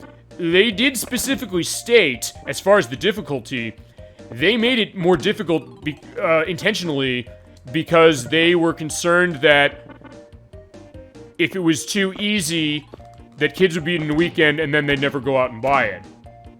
Which, there is a question to that, like, wait a second, is that necessarily a good idea as far as a development case? Or even something like Rayman, the original one on the PlayStation and Saturn and Jaguar, and it was on Game Boy Color in advance, I believe, as well, where they said specifically, this game is insanely hard because we were on a bit of a crunch to it to get it released for the Jaguar to start, and then for the PlayStation Saturn launches, and they didn't really have time to play test it, so the question of difficulty, well, it worked in that case. I mean, it did work, although the question of, well, let's go into this, which is, when games don't sell, what's necessarily, do they necessarily point to a reason why they don't sell? I mean, I know in the movie industry they tend to say that, oh, they think it didn't sell because they thought, oh, it's a crowded market, oh, people didn't like it, oh, it's too abstract, perhaps. Going to gaming-wise, I remember Tomb Raider, The Cradle of Life, the second Tomb Raider movie that starred Angelina Jolie as in the role of Lara Croft. They specifically said that movie did not make much money for Paramount. Paramount explicitly came out and said, we think the reason this movie didn't do well is because Tomb Raider Angel of Darkness came on the PS2 about a month ago, and it was rushed to market, and people hated it, and gamers didn't like it, and they said, oh, we're going to just associate that way, saying that we're not going to pay money to see this movie because the game that just came out left such a bad taste in our mouth. So you sometimes run into question of that. With the gaming, yeah, I mean, I guess it's a tough thing, and sometimes it also can be a crowded market. And I guess, as I mentioned, Tetris 2 was lucky that way in the sense that it was right before Donkey Kong Country came out by a couple of months. And in Europe, or the UK, it wasn't until Donkey Kong Country came out that there was another Super Nintendo game that people wanted to play more than this, or buy more than this. Which was surprising to me when I saw it, but I was glad to find that out. But I guess also the question of, what's going to be, do people necessarily not buy a game because it's hard? And does that mean, whenever it comes to a game not selling, is there usually a case of blaming it for difficulty? Because with Ecco the Dolphin did sell well enough for Sega in the sense that they made other ones. They ported it to Game Gear, they ported it to Sega CD, they made the Tides of Time, the sequel, they made the Ecco Jr. game, and they made Ecco the Dolphin Defender of the Future, which is on the Dreamcast, and then they ported that to PlayStation 2. So it did well, or all of them, I guess, did well for what they were doing. But then the question of how hard are they, and then for something like those Genesis ones in particular, aside from the Ecco Jr. game, they basically say, hey, run this with a save state instead, because otherwise, are you going to get anywhere? And actually, I do have a copy of that is a cartridge. Fine, I have it in collections, but I do have the cartridge copy, so if you do want to see Ecco the Dolphin, you say, like, yeah, let's rock it like it's 1993 and run it without save states. Like, yeah, that's fine. I'll do it. I'll take that challenge. And as I mentioned, also, just to go to this as far as ElecVerse is concerned, we're going to do Contra Hardcore. I know you've wanted Contra Hardcore, and I do want to do it, but the thing is, I'm going to practice the game master. I'll tell you, that's going to be another, I'm going to promise it for next year, cases. So we'll do it. It's just that I want to make sure that I'm going at a good case so that I know how difficult that game is, but it's also something I want to show it going to a decent skill enough so I can get a sense of, I'm, showing it that respect that you want to see out of it. It did, but on the Sega Genesis, it didn't have the means to perform many special effects that could be performed on the Super Nintendo. Yeah, I mean, well, that's an interesting thing, because, yeah, let's go into stuff with the Super Nintendo and the Genesis, because the Super Nintendo did have some stronger capabilities than the Genesis in terms of certain aspects, particularly rotating sprites, whereas on the Genesis, we played games that have it. We played Gunstar Heroes as an example. We got a pretty good chain there. And in the case of that one, they built it into the cartridge. On Super Nintendo, they didn't have to. They had, like, the Mode 7. We see that on the title screen for this game. So, in that case, they had to kind of get creative with the Sega Genesis, but the other thing the Sega Genesis did have over the Super Nintendo was the CPU speed. The CPU speed of the Sega Genesis is much higher than the Super Nintendo, which is why you have games on that don't have the slowdown concerns that sometimes they have on this system, like Gradius 3, or I mentioned Contra. Contra 3 has quite a bit of slowdown in it compared to Contra Hardcore. Contra Hardcore is just going guns a-blazing everything on the screen, and it's rarely slowing down. So at that point, it becomes the idea of the difference between those two systems and what something like Ecco the Dolphin was doing for Genesis compared to what Super Nintendo could do, which tech-wise, not really much different, honestly, or nothing really as far as Ecco the Dolphin that maybe the Super Nintendo couldn't do, except maybe some aspects of the music kind of going in that grungy sound, that you get that perspective of it as well. It was Ed Annunziata who had difficulty getting this game going at Sega. I remember the story. He had a game. I try to remember the name of it. I'll put an edit in for it. I think it was about 10 years ago, or 11 or so years ago. He wanted to get made. He started Kickstarter to kind of have a spiritual successor to Ecco the Dolphin, but he wasn't able to get that going. It didn't take off. It didn't meet its goal. And I guess, again, that made it Sega. The question of what was that looking like, and something we mentioned before, which is the idea of Sega being mistrustful of American developers in some cases, even with stuff like Sonic 2, where they had them helping. And we'll definitely get into that when we play Sonic Mania, because Sonic Mania, when we do that in September, a lot of the design choices of that game are because of that mistrust, quite frankly, that still is pervasive, specifically today. It was only after he was going to leave for a job at Electronic Arts and Sega wanted to keep him, I understood. Okay, I didn't know exactly what the story was for that, so thank you for providing that and giving that experience or knowledge to me as well as the chat. As I mentioned, it's not just me coming on saying, like, I know everything. I don't. I absolutely don't. I didn't know that. So he told them playing this game would keep him, or making this game would keep him. Yeah, which, I guess there's something to be said about that. We said that with Gunstar Heroes, because remember, Gunstar Heroes is a case where They were, the people who worked at Treasure, they were at Konami. They said, we want to make this. Konami said, no, we don't want this. We're not interested in a new IP. Sega said, you make this, the McDonald's Treasure Land Adventure game. Sure, go ahead after that. And then they said, we want to get this made so much. We finished this game of yours. Can we release Gunstar Heroes a week before, or no, a month before, the one we made for you? And Sega said, okay, sure, you did a good job.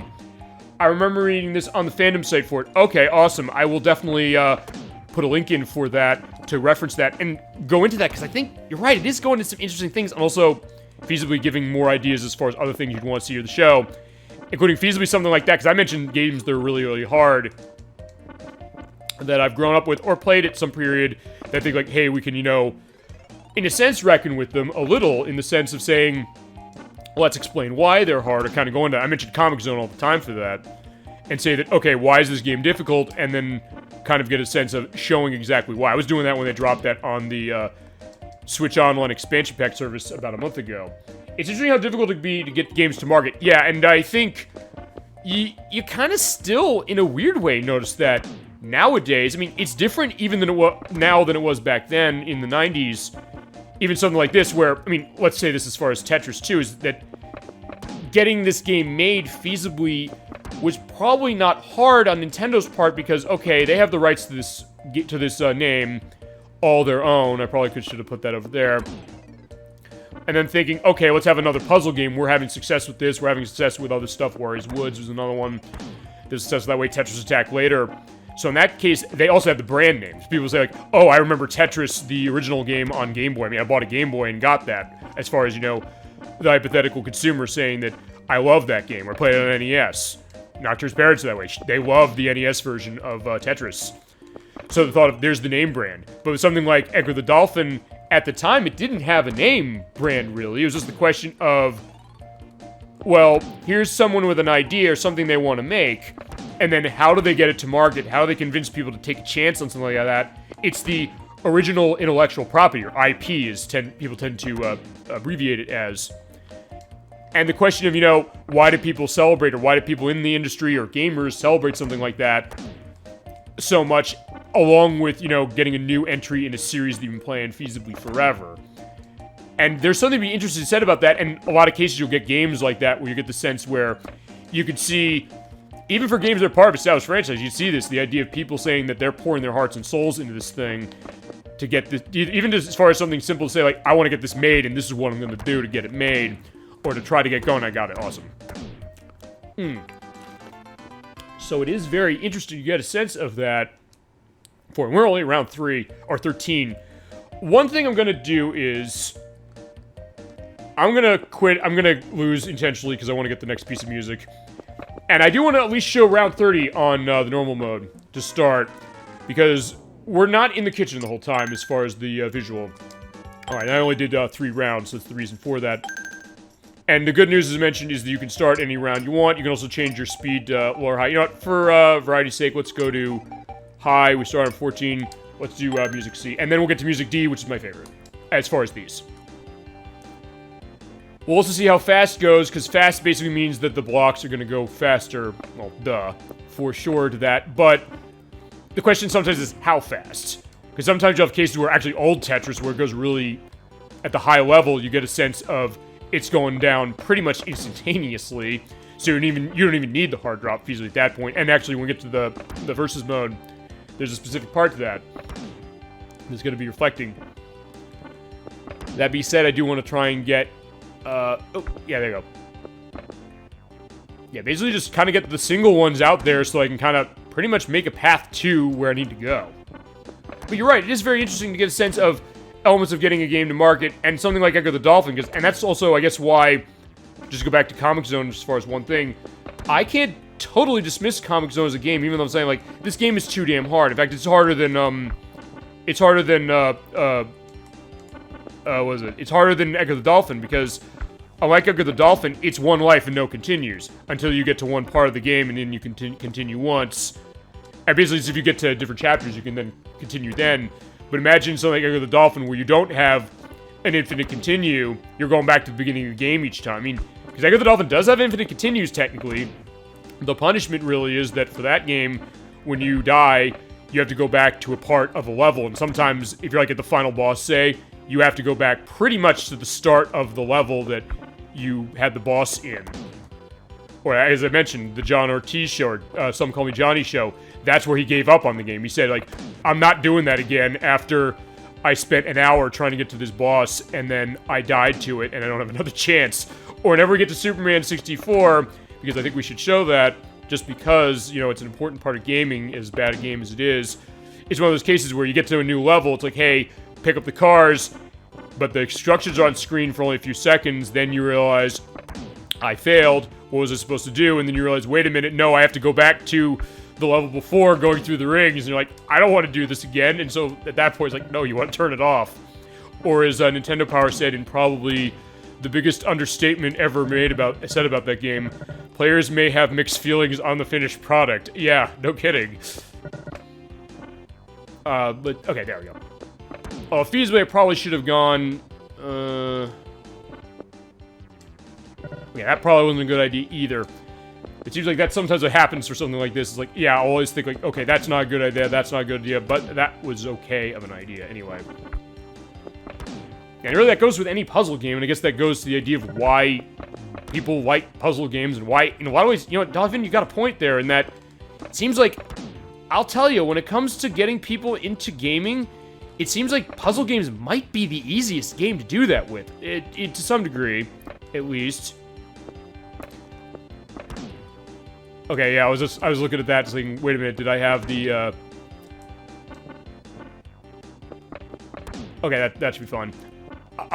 Yeah, so in that case, it seems like a lot of the cases of, you know, people saying that, oh, gaming is not for me, it seems like a puzzle game is a case that maybe they realize that. Or actually, an ex-girlfriend of my brother's, she was huge into, she didn't like gaming very much at all, but there's one game she adored, Age of Empires 2, which is a strategy game, but it's also one that's very approachable and has that depth on top of that when you get better at it, saying that, oh yeah, it's rewarding you for, you know, getting into it deeper. Yeah, it's so hard to know if a game is going to be frustrating for your kids if you buy it as a gift, for example. I have friends always asking me before buying games for his son and that's the reason I like puzzle games, and I guess we'll point them to it. I mean, I guess what? The question of, is it going to be good? And sometimes it goes to the idea of, you know, what's going to be the case of that for anybody? Because feasibly every gamer, age-wise, however going to be, is different just because of the fact of what are they going to be attracted to. In fact, that's why I was so happy with what Emedix was saying last week, because he was a big one in RPGs and saying that I had Nintendo 64, I didn't have many good options, except for feasibly Paper Mario. Fine, he didn't say that, but I'm going to assume that if not that, it was that and Ogre Battle 64 is all he really has on that system in the RPG vein. So, in that case, that perspective, then the idea of, hey, does the son of your friend like puzzle games? Is it that they like platform? I mean, in my case, I was born and raised in platformers to start. I mean, there are other games I played for sure, but those are the case of the game genre I was playing very heavily. Yeah, sometimes the age guidance of a game does not necessarily reflect the level of challenge. Yeah, I mean, yeah, fine, I'll let myself at the top, but I will definitely make sure that I'm going to beat this one before going to the next. Yeah, that's interesting, too, because, yeah, the ESRB rating, he loves Tetris now. Okay, so in that case, I guess what? You recommended Tetris, Tetris Attack, feasibly Tetris 2, even, and said, oh, they attached to that one. Specifically, that's an interesting case as you're mentioning, though, the idea of the rating. I mean, we're talking that with Parasite Eve in the sense that Parasite Eve is a mature-rated game for content reasons, but hey, there's questions on... That's more about appropriateness of a game, not so much difficulty of game or even quality of game as it might be. He loves all of them. Okay, so in that case, big part as far as that, or the Tetris series, and there are a lot of takes on Tetris. I mean, I don't know if you recommended them this game. Because, yeah, if they have a Super Nintendo or an NES or a Game Boy, feasibly that's an option. That is unless Nintendo, because as I said, sometimes you get the sense that maybe Nintendo or some of these companies are bugging the show and saying, you know, we're going to re-release this on Switch or something like that. That would mean buying an older system. Yes, in some cases, but also, as I mentioned, we had Kirby's Avalanche that came out today, and I remember I was thinking, like, I'll tell you, I was gonna come on the show tonight and say that there is not an easy modern way to get this game, and they're never gonna re-release this because Nintendo doesn't have the Tetris license anymore. But then I realized they had to go to Sega for that. They had to go get the licensing for the stuff for Pokemon Puzzle League that I mentioned. No, they have a chance to it. So yeah, you know, they could do a re-release of that, and feasibly the thought of, you know, the idea of Tetris games that people didn't play. I mean, we're gonna have that with the Teenage Mutant Ninja Turtles Cowabunga collection. There's stuff on that I've never played. Stuff that goes for a fortune. And that's the other thing that, luckily, a game like this doesn't cost a lot of money, but Parasite Eve is a game that costs more than I said it did last week. So I was wrong. I put an edit when I edited and uploaded that yesterday. But yeah, some of those games go for $400 in that collection. And thank God, by the way, they did announce the release date. And one of my coworkers was begging, he's like, when are they going to announce the release date? And then yesterday I said, August 30th. That's when it's coming out. And it's like, great. So in that case, we'll have more access to stuff with Turtles. Which I guess also goes to the Stop Skills for Fighting channel's new video, which is about Delisted Konami releases, or Konami arcade games, of which they talked about the Turtles game. But you're right, the idea of getting an older system, but then the thought of getting re-releases of those older games on newer systems, and the fact that I guess people want to have them. Clearly people are excited when there's a release of something like that, and saying that bring this out again, we'll buy it. I mean, that's how I am, to a certain extent, and that's also why I'm getting that Cowabunga collection is one example. Also, I'm buying that Genesis Mini 2. I mean, the Sega Genesis Mini 2 that they announced is coming to North America on October 27th as an Amazon exclusive, admittingly, but it is still going to be available. Actually, the TurboGrafx 16 Mini, now that I'm thinking about it, was a case of that too. It's going to have Sega CD games on there. There are games on there. There's Shining Force CD. Shining Force CD is a game that is $400 on its own. So right away, that unit is a little over $100. That is a steal to be buying that for like $100 and getting that game that costs a lot of money. You have a nostalgia case, yes, but also the other thing which you sometimes mention, and actually ElecVerse's mother mentioned this when we did Warriors Woods, and I was thinking about this over this week when I knew we were going to play this game, and that is the question of bringing it to new audiences, the idea that, hey, liking the idea of seeing that there's still a fandom for something like this. And look, that's not to say necessarily that every game that came out in the olden days is great. That's not necessarily to say that feasibly memories or love of a game couldn't feasibly be clouded by nostalgia that way. But then again, hey, being able to explain what is your attachment to it, and then also the thought of, you know, I said this when we did a Cast of Illusion. I said, you know, I know people who, friends of mine who were when I knew in college, they're married with children now. And they put up with my weird video gaming bullshit, as I always say, which is also quoting the Stop Skulls for Fighting channel. And I'm kind of curious just of that idea of, you know, getting kids in early as far as gaming and kind of giving a perspective of, yeah, you have new stuff that's easy to pick up to some degrees, but hey, you're saying you have someone whose son, younger, feasibly, is big into Tetris in 2022 as an example. You're thinking like, hey, they might want to play something more advanced, but no, they're finding enjoyment in a game like this and realizing there's a value to this. I mean, and I'll tell you, even the value of a game that's not good, I mean, as mentioned, why am I saying we would play something like Superman? Because it puts in perspective other games of the time and other perspectives of why do we connect to something, why would we look forward to a game like this, or to a game like that anyway. And for that matter, how does it shape our perspective? I mean, and we've had a lot of great stories we've told, or chat you've told to me, as far as that, and same with the guests I've had. Medics was that way with Parasite Eve last week. People who played them at the time now have kids, nieces, or nephews, and like to share them. And that is my attitude, specifically as far as that. The perspective of feasibly saying, like, hey, actually, ElecVerse said that. Like, ElecVerse said, hey, I gave my brother and his kids my PlayStation 3, so they could enjoy the games I used to play on this, or have this perspective, and I guess they must be liking what they're playing. I mean, and that's a little more of a modern system to some degree, but still, PS3 is sort of a retro system, sort of now, in its way. So you're right, bring it to new generations, and also getting a sense of, I guess, inspiring a perspective on what do they like as far as gaming. And sometimes that can be an interesting thing, saying, I'll do that all the time with my coworkers, but also, and friends and family, but also sometimes they'll do with me. We do that every week. The thought of, hey, I played this game, I remember this memory, I want to see this. I said, great. That's why I always say, if you're ever wondering why do I say, ask you shall receive when it comes to viewer requests on the show, it's because of that. I love going into those memories you have, even if I don't have memories. Look, it doesn't matter if I haven't played it or not, feasibly. if you have a memory of that and can go into that and have something to it, that's something that can never really be taken away from you, and there's something to be said about going into that and sharing that with other people. Alright, there is round 14 finished.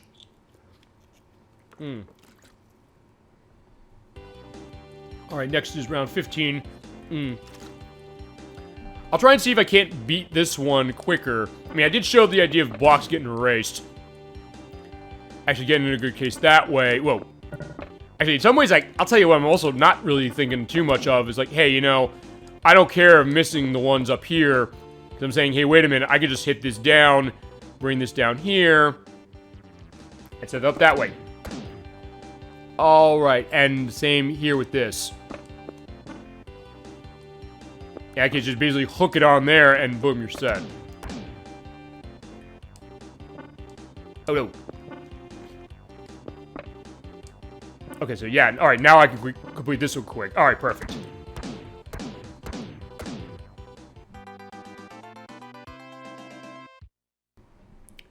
With that, I get a nice bonus. And by the way, the higher the bonus you have, the more blocks will be erased on the next stage. Let me show you. Yeah, I got a massive bonus. Yeah, look at that. We have 7 blocks. And we go to the next stage, after getting the round clear, or the 5-round clear thing. Yeah, we're going to the Magic Show. So this is a preview to when we do World of Illusion again, at some point. That's a scheduling thing. There's a specific person I have in mind to be playing that game with me. We're not doing it until then. But yeah, at the end of that game, without spoiling it, there's Magic Show. It's a little different in this case, but yeah, in that case, he wants to do the magic trick. His head just turned into a peacock, I guess. Yeah, with the bonus things, yeah, those go away, boom, you're set.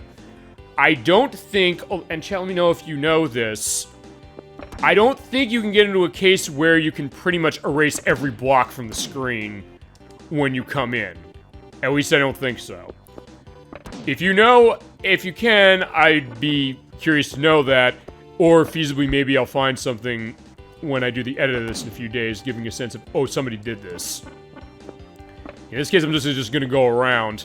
Yeah, so I'm basically controlling 2 pieces at once, so that's unique. Honestly, I'll tell you, unless, chat, you can think of something else, I don't know many puzzle games that have something like that. Basically, the mechanic of saying, hey, I can separate blocks out this way and then move them, like, independently like that. Alright, there we go. Oh, wait a minute, no, I'm not done. I was thinking, wait a second, I have, I got the last one, but alright, in this case, yeah. If we just move it that way, boom, there you go, got it. Alright, so I'm gonna be pretty much guaranteed the, perspective of this now. For the bonus stuff, anyway. Yeah, and in this case, I guess... here's the thing, I guess as far as the difficulty of this game, let's go into this. I mean... DollyFinn, ElecVerse, chat, everybody... What's your take on the difficulty of this game, and whether you think this is a hard game, or an easy game, or for that matter also, how would you stack that up to, say, Tetris itself, or Tetris Attack, or any other puzzle game that you have an affinity for? Because I guess what I'd say is that the thought is that with this one, I'm at round 16 now, I believe. The thought of, wait a second, why am I... It may look like I'm doing better now that I'm at a higher level than I was at a lower level. But feasibly, I guess part of that is, okay, I'm playing smarter, number 1. Number 2, well, fine, sort of smarter, maybe. But also, I'm focusing on where those flash blocks are. Like that. So in that case, and also focusing on where I have the blocks, I can pretty much move out as such. So in that way, you technically have more to work for, or more to work with, but also the idea of how do you manage that. I would say this is a medium difficulty game that's probably harder than Tetris Attack is. Okay. Yeah, I mean, that's interesting because Amedix was saying this last week, the idea that...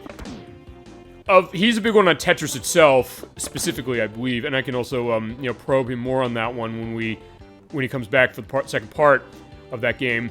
But the idea that he always was curious as far as, you know, Tetris Attack, Pokemon Puzzle League, the Panel to Pawn thing, every game that's like that. The idea that, but also, you know, what's the affinity of puzzle game for him and also for anybody. I think it's hard, but fun. Don't worry, I'm playing Mario Kart 8 while watching... Hey, that's fine, I get that. And sometimes, that's the other thing, I'll tell you, I've gotten a case like that. Sometimes doing the edit, I'll feasibly do other things. I'll tell you, actually, I'll tell you what I've been doing. I've actually been doing exercising on my exercise bike while I'm doing the edit. It's only that usually when I run into a case of like, wait a second, I need to put in something as far as like an edited comment or something, at that point, I'll manage that. But yeah, the idea of, you know, listening to that and also giving that sense of, you know, your activity still, and the fact that I'm having it so that, you know, I'm not leaving the chat out in the cold. And that's interesting as well, because I guess in some ways I like the fact that it's been as much of a sort of rapid fire with the discussion on this tonight, and also the idea of wanting to get people involved this way. Say that, hey, I'm playing a game you want to see, and also saying that, hey, I want to hear what you're saying for it. But yeah, definitely I get that perspective as well. It's something good to listen to. I mentioned sometimes like, hey, if you have like cases of the seizure warning for certain games, maybe better just to listen than to watch for some of it, especially for something like Wizard of War. But yeah, I'll get off the train specifically until we do the collection that has it again, and I'll mention like a million warnings saying like, yeah, there's still a seizure case, be careful. But yeah, to go to the idea of hard but fun, I mean, yeah, I guess I would say, yeah, it's kind of like, I'm kind of the same way to that too. I mean, I guess it's medium. It can be hard as far as what you're doing, especially, actually the head-to-head mode on this is kind of the hardest part of it, as I'll show a little later. Because at that point, it does change the dynamics of the game, and then also the idea that instead of, because we're having the flash blocks there, and it clears out all of the blocks of the color. In the versus mode, it doesn't do that. And I'll show when we get to the versus, because we're showing every mode of this game off. For sure. Is that we play this game, or chat, you want to see a game, or you want to see anything, we're going the full shebang on it. Oh. Alright, that'll work. Perfect.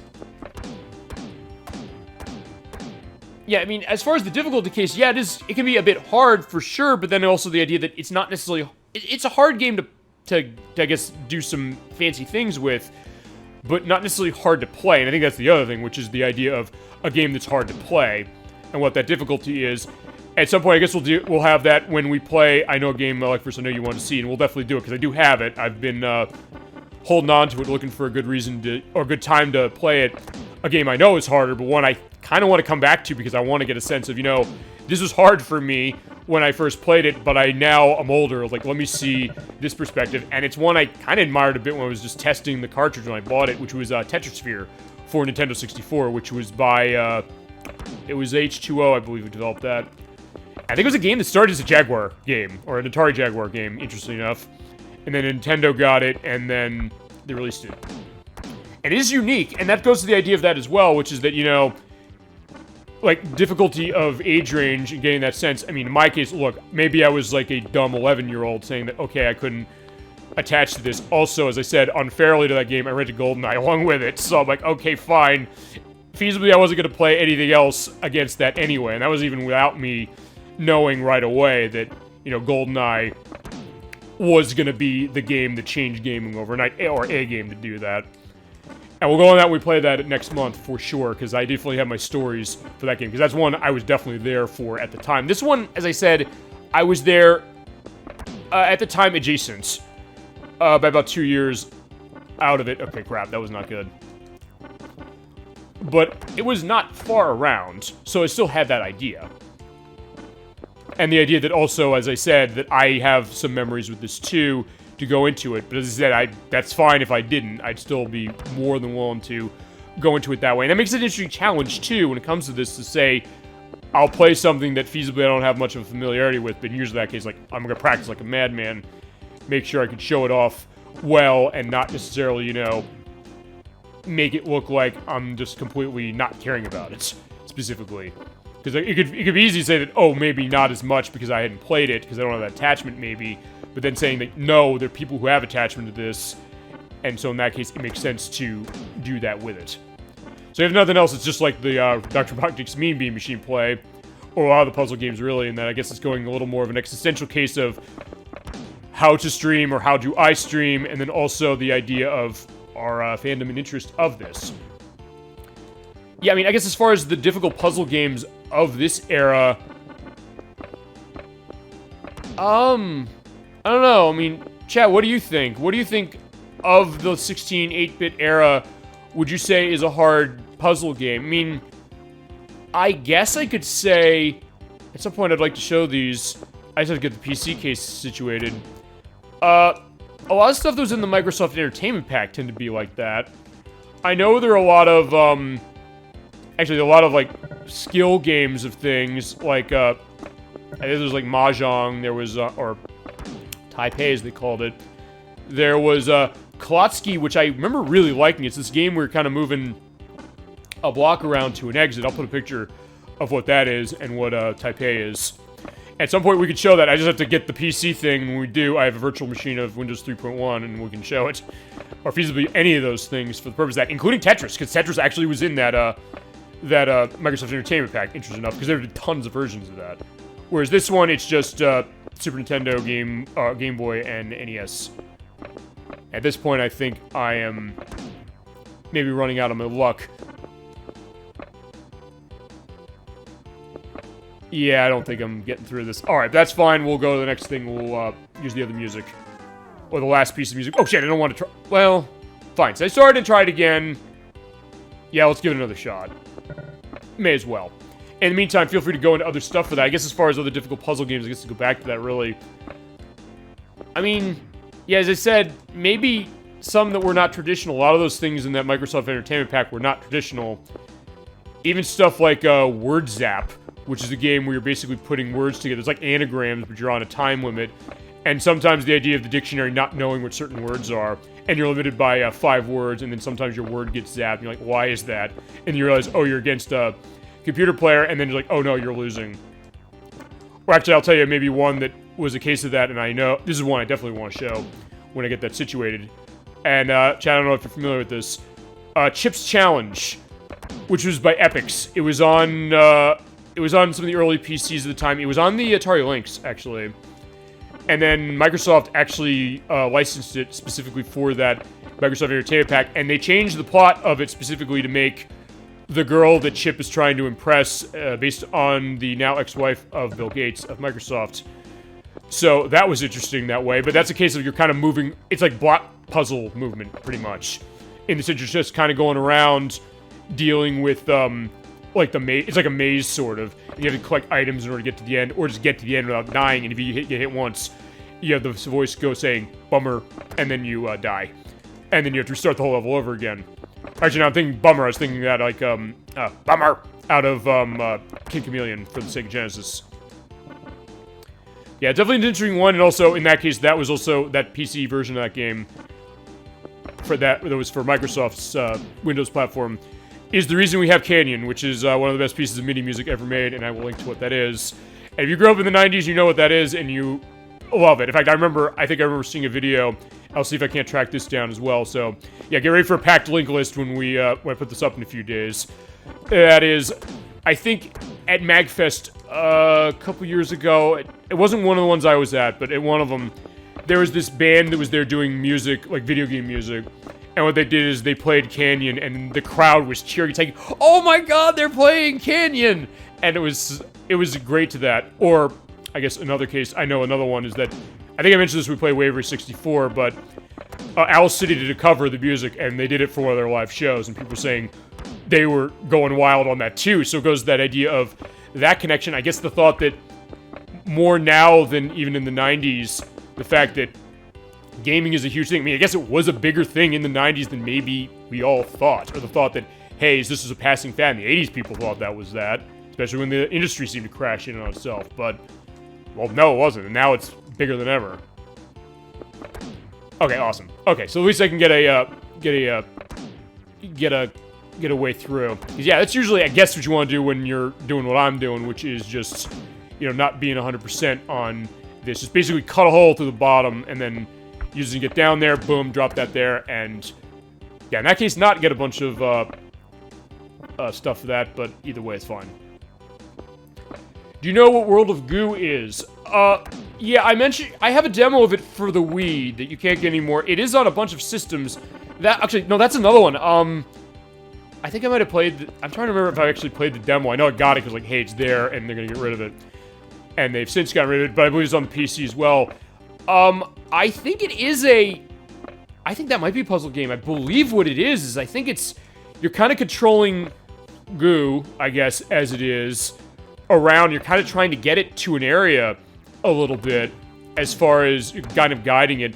Almost like a physics game, to a certain extent, from what I understood. Or it's like, if you ever played something like Mercury, which was on the PSP, and I think there's a Wii version of that. It is. Okay, so you have familiarity with what World of Goo is, and if that's a request for World of Goo, we can definitely make that happen, for sure. Because it's on a bunch of things, I can figure out what it's on, and how we can play it most efficiently. Or what you played it on. Yeah, because thank you for going into that, because it's making me realize, okay, that's another case, the physics puzzle game, to a certain extent, or something that's kind of playing around with the mold a little bit, and I was thinking of another one, you reminded me of one, going back to that Microsoft Entertainment Pack case, it was by LucasArts, actually, Pipe Dream, or Pipe Mania initially it was called, and then was Pipe Dream was the version that Microsoft got. We're basically putting together, like, pipes to get the ooze out of the tube so it doesn't spill. So that idea of kind of something different to that, and something like World of Goo, or like, one I might want to look into, because I have the PSP case going, actually, Nocturne has this, I might ask her for this one, Loco Roco. And yeah, fine, I'm going to lose this case, so now I will not continue, I'll go to the next case of this. And you can play with others, so there's multiplayer to it. Okay, I was not aware of that. And that's an interesting thing as far as multiplayer puzzle game for feasibly, I guess, cooperative multiplayer too, maybe? Or competitive, I guess, and cooperative. Or Myst, and we mentioned Myst last week on the show. I was saying that Parts of Parasite Eve, it almost has this point-and-click perspective, and I do have Myst, and when I can get the PC stuff situated, we can show that. That is another game that's insanely hard. I'll tell you, okay, fine, thank you, DollyFinn, for reminding me of that. You want to talk about the hardest game, or puzzle game at the time, it's that one. Because it's extremely cryptic, but it is not a bad game. Alright, now, yeah, we're running into the best music game. You know what, I'll tell you what we're also going to do. I'm going to round 30, because I at least want to show off what happens when you get out of the kitchen area. That would be tough.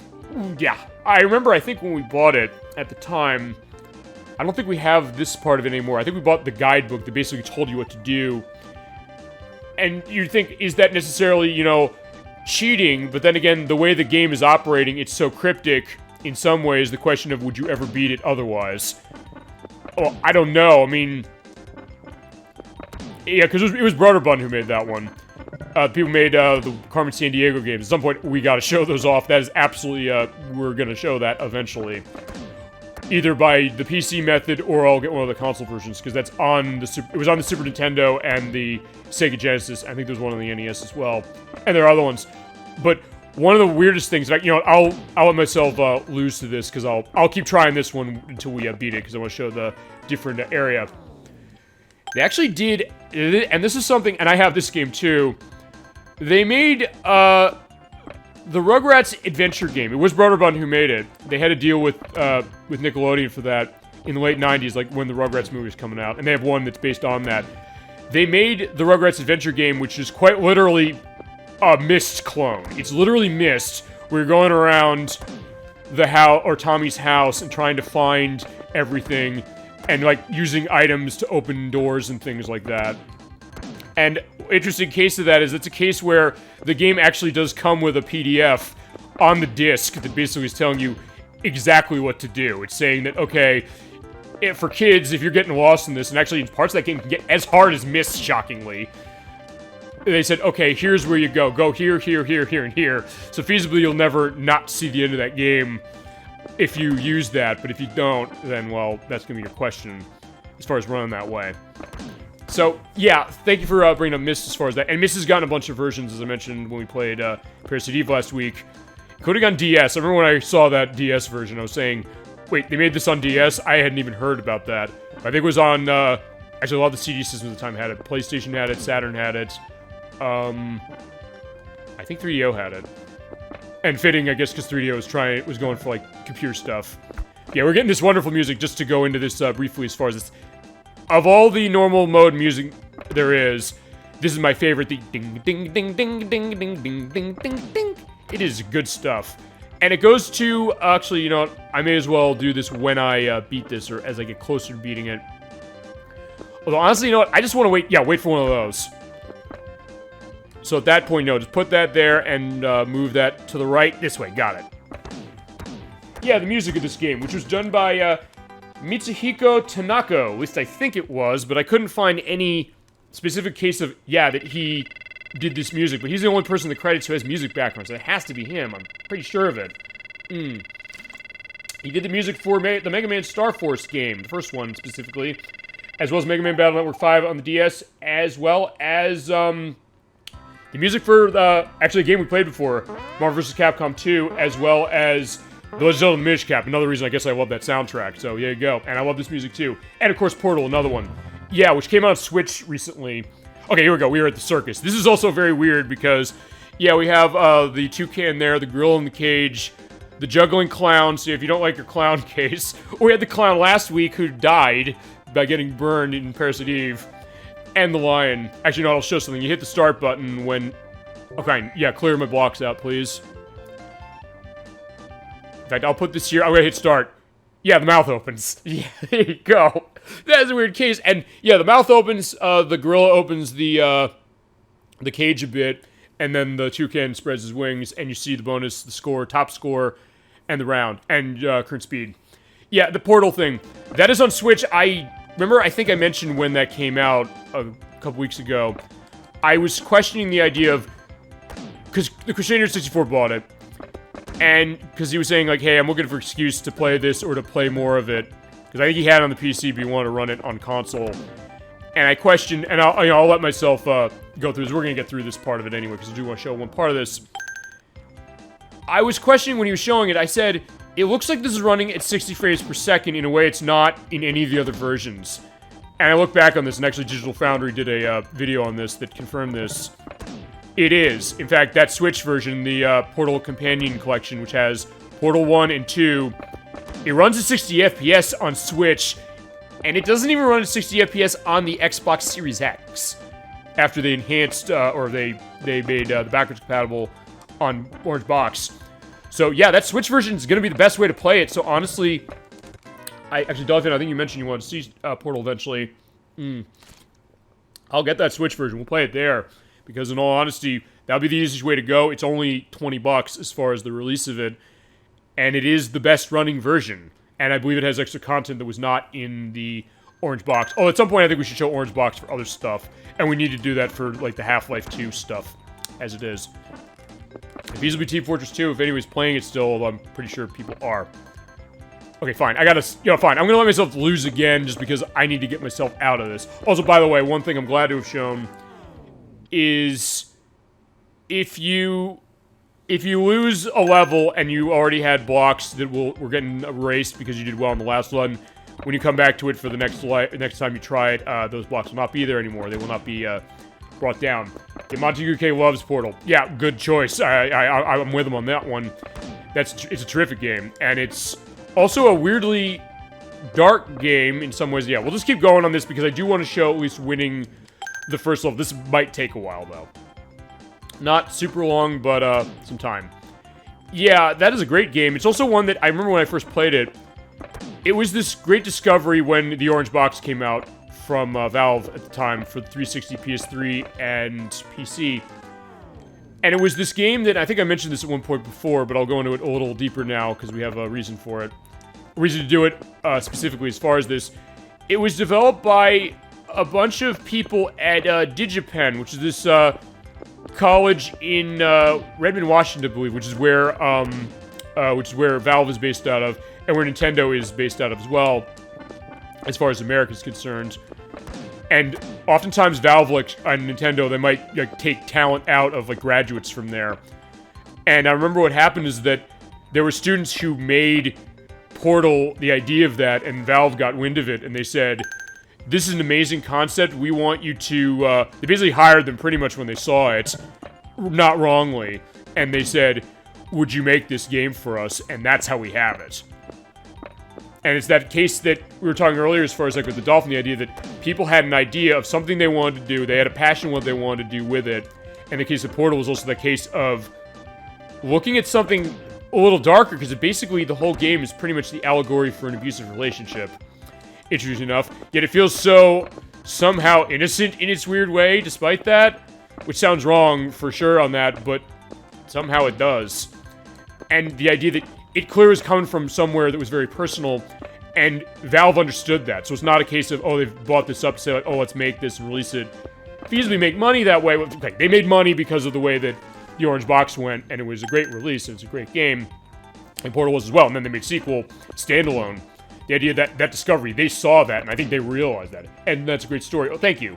Well, fine. Thank, Valve for that and the people who made it. I'll have to get a sense of... When we do that game, I definitely will go deep into that idea of it, because that is a fascinating story with it. And it goes to, I think, above anything else, they were saying with the show, and I'm going to probably lose on this, because usually you hit the top like that, and you kind of see that with the block jutting out like that. The idea that usually at that point you're going to be losing when you hit the top that way. It's cool that they notice talent. I mean, and that's sometimes the idea. Sometimes it's... Yeah, that's the interesting thing, I guess, about this industry, or feasibly any industry, really, which is... When do you notice feasibly the idea of when there's something really, really special? We mentioned that a couple times. I mentioned that with a lot of the... Okay, fine, I should have put that there. That was my fault. But as I said, for the purpose of the discussion, it doesn't really matter necessarily that I'm doing badly on this, but I should be doing better. You're right, so let's keep going. But you're right, that idea of, and I mentioned this sometimes with some of the Sonic stuff, the idea of how the Sonic CD version got made, or the Christian Whitehead Samuel Tomley edition of that Sega noticed that, to give them credit as far as seeing the idea that, hey, they did this great proof of concept, let's make this as a real thing to release. And same with Valve in terms of that, and I guess there are a lot of other cases I think of that. In fact, I'll tell you, this is a little different of a case. This is not exactly... Okay, this is sort of, I guess, a little bit of a recognition of talent, a little bit, but in a different way, of someone working his ass off, quite literally, for the purpose of making this happen. And it's called... There's this guy named James Siwa, I believe is his name. If it's not the right name, I'll put his right name, because I don't want to be wrong in saying this. He made a game called... Okay, he made a couple games. He made a game specifically called The Dishwasher, Dead Samurai, which is a game that's downloadable on the Xbox 360. And it was a case where people were questioning when this game came out, saying, why is it called The Dishwasher if you're like killing zombies and demons, as far as like it's a hack and slash game. It's not your fault to distract you. No, I mean, it said with a puzzle game, I mean, also this part's getting harder because you don't have much room to maneuver. But I said, I have to do this in the case of that for a discussion program. And I'm the one who's saying like, oh, let me talk about this. Let me talk about this. Hey, chat wants to talk about this too. So like, no, I'm doing it myself. And I have to be in a case of that. So it creates an interesting challenge that way of playing a game, you know, while talking specifically. So that's fine. Do not think that, oh, that's a problem. No, absolutely not. But with the dishwasher, the thing about the dishwasher is that people said, why is it named that? He said specifically that the reason it's named that is because he again, like a lot of people we mentioned tonight, like with Portal, like with Ecco the Dolphin, like with this game, he had an idea of something he wanted to do, and he knew that it was going to be a lot of money to make this, even as far as an independent release, or find sort of an independent release as far as how that went. But he said he basically was washing dishes as far as like being a busboy at a restaurant for the purpose of wanting to fund this. And say that I have this idea and he wanted to put that out. I remember what happened then is that he put this out, I think, because I know Microsoft had a thing with independent games they were doing on the 360, and I think they sort of still have something like that now. I know Sony has leaned in that pretty heavily as well. They said, or they saw this. The thought was that this was going to be a headline game for their indie games thing on 360, which is unfortunately not around anymore. Most of the games got delisted. I have one of them, it's not that one, which is Breath of Death 7, which is actually kind of interesting. It's like a mini RPG, like a half-minute hero a little bit, kind of as far as how that is. But Microsoft noticed this. They said, this seems like it's such a great idea. Instead of putting it on that, we're going to give it an Xbox Live Arcade release for $10. We're going to publish it. So basically kind of get his foot in the door that way. And with that, he made another game that, unfortunately, I guess it's sort of lost to time, which is, I made a game with zombies. And it's spelled really weirdly, and I'll put a picture of what the way the spelling of that was. That was a massive hit. And it was a game that I think it only went for $1 on the Xbox store. And Dishwasher is still up there. I believe it's $10. And there's also a sequel that came out as well. I don't remember the name of the sequel, but edit here for what the name of the sequel is. So that idea, again, of the thought of people having an idea of a game and wanting to make it, and also something like this, where it's like, I mean, feasibly, Tetris itself, the original Tetris was a case of a game like that too. I mean, we may as well talk about that, because this is the first game with Tetris in its name that we're playing for the show, so fitting. Yeah, Alexei Pajitnov, he made this game in the then Soviet Union in 1984, and the thought of something simple, something sort of, I guess, is a escapism concept.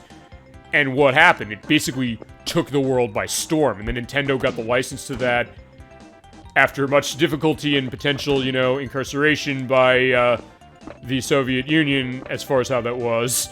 But they got it, and the game came around, and they said, Nintendo also noticed this as well, saying that we could put in, you know, Super Mario Land that we played before as our bundle game for Game Boy, the way we did with having Super Mario Brothers on the NES. But they said, no, we're going to put this in. We think that this is something that is going to bring people to games more. It's going to get them going. It's going to be the game that's going to sell this system. And they were right, it was. And it came again from a very personal place. And feasibly, you can say that with any game, really, is that in a lot of games, any game feasibly is going to come from a personal place. Like, why does somebody want to make it? In fact, I remember there's a show that the Crusader 64 is telling me about, and I always meant to check it out, and I need to, because he's got a point as far as, like, it being right up my alley. It was called, How Did This Game Get Made? Or How Did This Game Get Played? And I think it goes into ideas of sometimes thoughts of bad games in some degrees. I believe they did something on Sonic 06. But the thought of what is the story behind the game, what happened with it, whether it's a bad game or a not bad game specifically. I think it was something like, while the games we're talking about, that seems like that's been a case of it. Alright, fine. Alright, since I'm at that case and I'm done with my first water bottle. I can't believe it's 2 hours and I've only gone through one of these. Alright, let's do this. Enjoy the great music as well. I guess the atmosphere of it, although as I mentioned, feasibly, if you don't have a thing for clowns, you're not going to be liking this.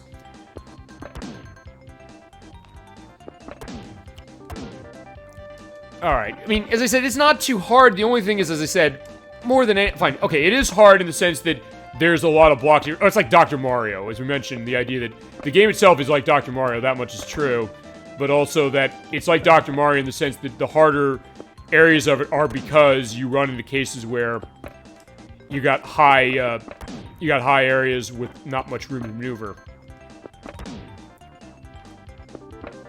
Alright, fine, we'll try again. The good news is you do get infinite tries, but actually, and this is why I'm adamant about beating this one at least, there is an exception to that I'm going to show off a little later. Okay, yeah, that's also what I want to do, to try and get a piece there. Okay, actually, this will work well. If I can, awesome. Alright, this will help. Perfect. You can usually put them right at the bottom, so at that point, you have to kind of go that way and then clear them out like this. Or like I'm doing now. Okay, so we're a better case, but not 100%. Okay, that was wrong, I'm gonna lose. Or, no, okay, fine, I am gonna lose now.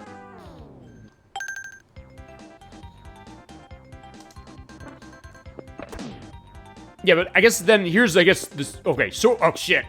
Alright, I should have put, okay, I'll tell you what I should have done, which is put the blue there, but okay, fine, I guess that turned out better. And sometimes that can happen with a puzzle game as well, which is that you do something you don't plan to do, and you think, oh, it screwed you up, and then you realize, no, wait a minute, it actually might help you in another way you might not expect.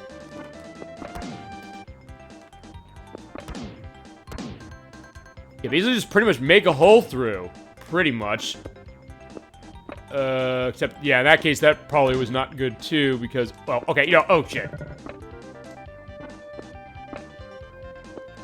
Fortunately, no. You know what, fine, well... Alright, fine, I guess I'm not gonna get far on this one, either. Whoa. That being said, we're not going on to the next part of this until we, get at least to round 31. Because in round 31, I do want to show off one last thing. Which basically is an exception to what I'm saying as far as having infinite, tries for a stage. Well, kind of, anyway. Ew. But nothing else. That's also why I picked my favorite music last, because I said, okay, fine. If we're gonna get into a case like this, I want to show my favorite piece of music last, so I'll be able to get into a case like that as we go.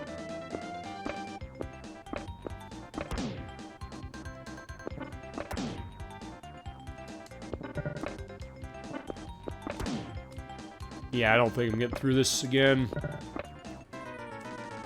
Alright. Well, as I said, feasibly, I guess it wouldn't be a puzzle game on Super Old Game Saturday without me struggling somewhere with it, so I guess we're keeping the tradition alive, aren't we? Well, in this case, I know the reason as to why, and it's not necessarily that I was not expecting this for this specifically. Okay, awesome. Perfect. Alright, so as I open a hole, that's going to be good that way, so I can at least do that, break that, and then at least get it the way through.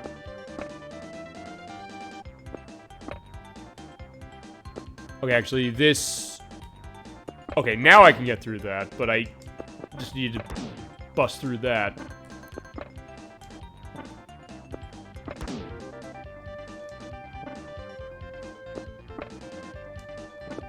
Oh, no.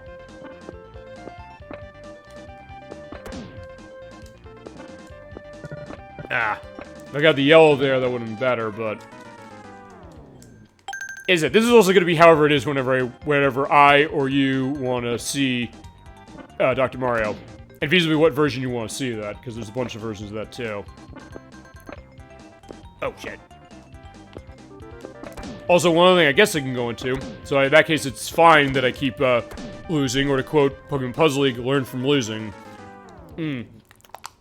It's tough, yes. Or it's a tough one. The thing is, they randomize what the layout of the blocks are going to be. So I believe it is like the viruses in Dr. Mario in the sense that they give you the same number. Actually, I think Dr. Mario does this as well. They give you the same number of viruses or blocks in the case of this one, but they randomize where they're laid out. So feasibly, you could have a better map going in certain situations, or maybe not. But also in this case, I'm also doing the same thing I tend to do with Dr. Mario, which is, okay, that was good, but still being in a case where I have something up on the top and then make a mistake of saying, wait a second, I gotta put this color here. So yeah, color coordination, kiddies, it's definitely something good, although even then, it's like, yeah, look, I do know my colors, but you could have fooled me, or I could fool myself, feasibly, when it comes to that. Oh yeah, like that, there you go. But here's the thing also, just to go back to the idea of the difficulty of this game, this one specifically, and actually, to be fair, a lot of the Tetris games tend to be this way for me anyway, I don't really feel in a case where I feel like, okay, I'm annoyed and I don't want to keep playing this anymore. I still want to keep playing this. Like, yeah, it's that one more game philosophy, the idea that you keep going, you don't want the game to beat you, and you're going to eventually get through it no matter what. You just keep going, you keep sticking at it. So, if nothing else, I mean, I guess it goes with maybe the thought that, I don't know if maybe this is the way to put it, but perhaps it is, that maybe puzzle games are one of the more, in their way, inspirational genres of gaming. Okay, there's no way in hell I'm winning from this. Alright, we'll keep going. As I said, in the meantime, feel free to keep the chat going, or the discussion going as far as however you'd like, and don't think it's a distraction. Because, yeah, I have to distract myself talking, so fair enough. And as I said, that's also been a case of me understanding that for the games we play.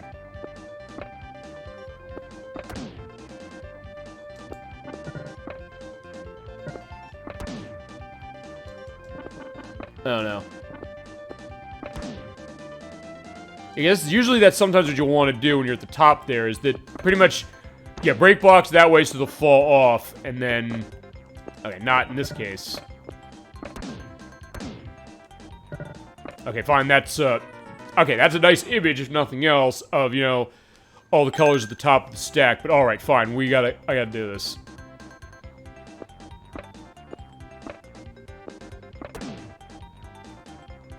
I mean, I guess usually I'll say this, I guess the way I tended to play this game when I first played it, I guess it's sort of the same, is usually look for anything you can clear at all, but then again, you'll usually get more luck getting the flashing blocks, but they're down at the bottom, so at that point you have to dig your way through.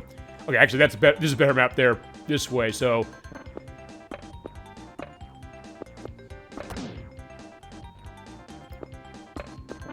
Okay, perfect. Or almost perfect. Yeah, okay, so at that point, I'm not necessarily caring because I have an opening. And they just basically take one that's hanging and do it like that. Perfect. Oh, okay, fine. Not perfect, but at least I can get... Okay, that worked.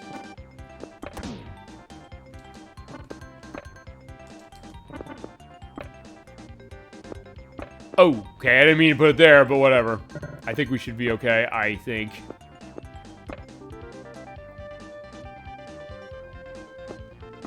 Okay, alright, that'll do, I guess. Okay, at least there's yellows there, so I can kind of get that out of the way. While I try and hope I get another one of those. Oh, yeah, perfect. Okay, there's another blue. Yeah, but that blue's over there, so... Alright, perfect. If I can just turn this around... Okay, so at least that makes it a little easier, but still... Okay, fine, not really much. Because, yeah, we'll get rid of everything on the screen as far as the color when you get to the flashing one. But if you have a lot of stuff at the top like I did, it's not going to help too much. I guess the other thing I guess I'll go into as far as this is that I'm not necessarily ever thinking with this game that if I'm losing, that's necessarily the fault of the game in terms of the controls at least. Because, yeah, the controls are really good. I mean, it's simple. It's basically, well, sort of 2-button. Yeah, D-pad and 2 buttons. That's basically it. Okay, awesome, perfect.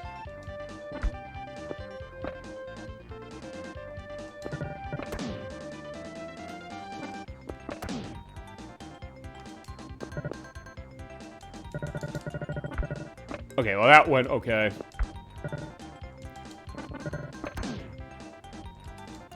Oh. Yeah, if I could got the yellow over there, we'd been set, but... Yeah, I think it'll be okay for now, anyway. Okay, there's what I can hopefully get over. Okay, there we go. Perfect, okay. I mean, that's the other reason I'll say this, why I love the mechanic of this, of being able to just drop the block, or separate the blocks off and then moving them that way, because at that point, it kind of makes it so that even when the blocks are falling fast, you do have time to react, and you have time to sort of stop and think. It's like, okay, fine, this is coming off now, I can control this before the next block comes. And that's definitely going to be a factor when we do the versus. In this case, yeah, just focus this side. So you're like, fine, I won't touch the left side now, let's go to the right. Alright, so yeah, I'm definitely doing better now. Oh no! Oh no! Yeah, I tried to get the yellow over there, but okay, fine. Okay, so I can't go through that way, which for now is okay. It's just that I need to make sure I can... Okay, yeah, see, I thought... Okay, fine, this is not going to go well either. Alright, yeah, I almost had something. As I said, we'll go through this, we'll get this, I will definitely get this eventually. Keyword eventually, and then we'll go on to the other two modes. As I said, that's also the reason why it's good to have a chat concept in a game like this, because at that point, it makes it easier to rationalize seeing the same thing over and over again. Okay.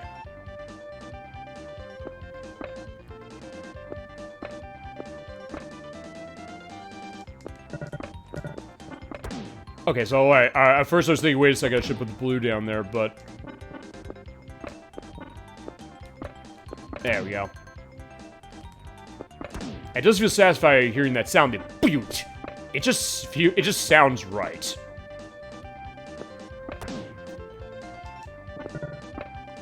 Oh no.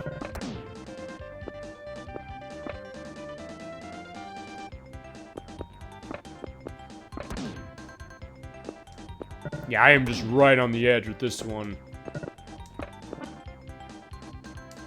Oh no, I was thinking, like, wait a second, I should have either turned it or not.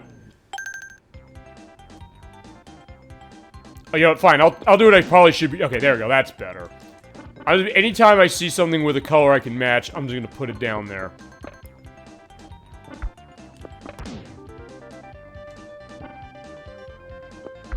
Oh, I probably should have put a red down there, but it's always... Or fine, yeah, I guess it's red or pink.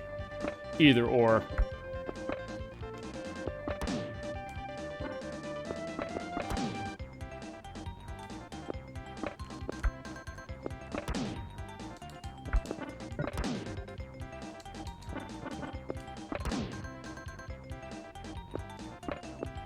Ow.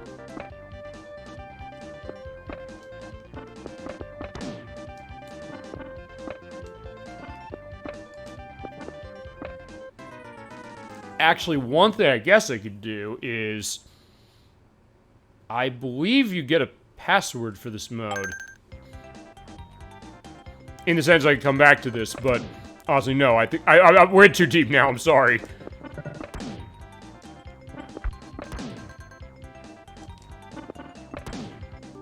Okay, yeah. Okay, well, as long as I'm opening stuff up, that's usually fine.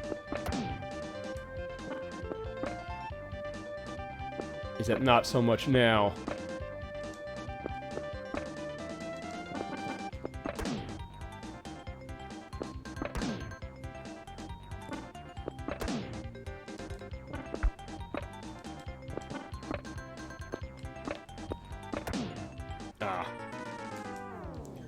Well, if nothing else, as I said, here's the other thing. I was kind of a little concerned, maybe, that am I going to be able to get enough of a game out of this, or enough of a show out of this? Well, okay, here's the thing. That's never going to be a limitation as far as the idea that, oh, we're not going to do a game because it might be shorter. We'll go as long as the game takes, but feasibly if I can rationalize having a longer show for the purpose of, you know, giving value that way, I'll do it that way. Okay, perfect. I keep saying that, okay, perfect, because, like, it's never perfect. It's just, you know... kind of getting a little better each time. Whoa.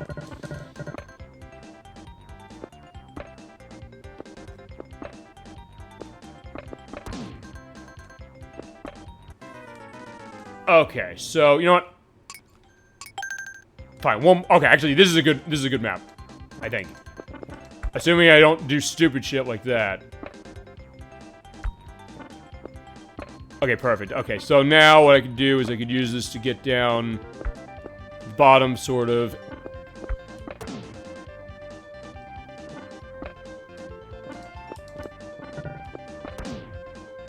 Okay, that might actually have been worse for me than I would have thought, only because that makes it so that I can't go through the hole. That's... yeah, so in that case, yeah, me clearing one way is bad in another.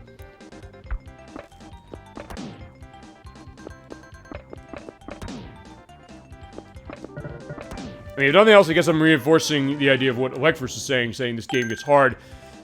But as I said, at round 31, I guess it makes sense that, yeah, it's gonna get really, really hard. Okay.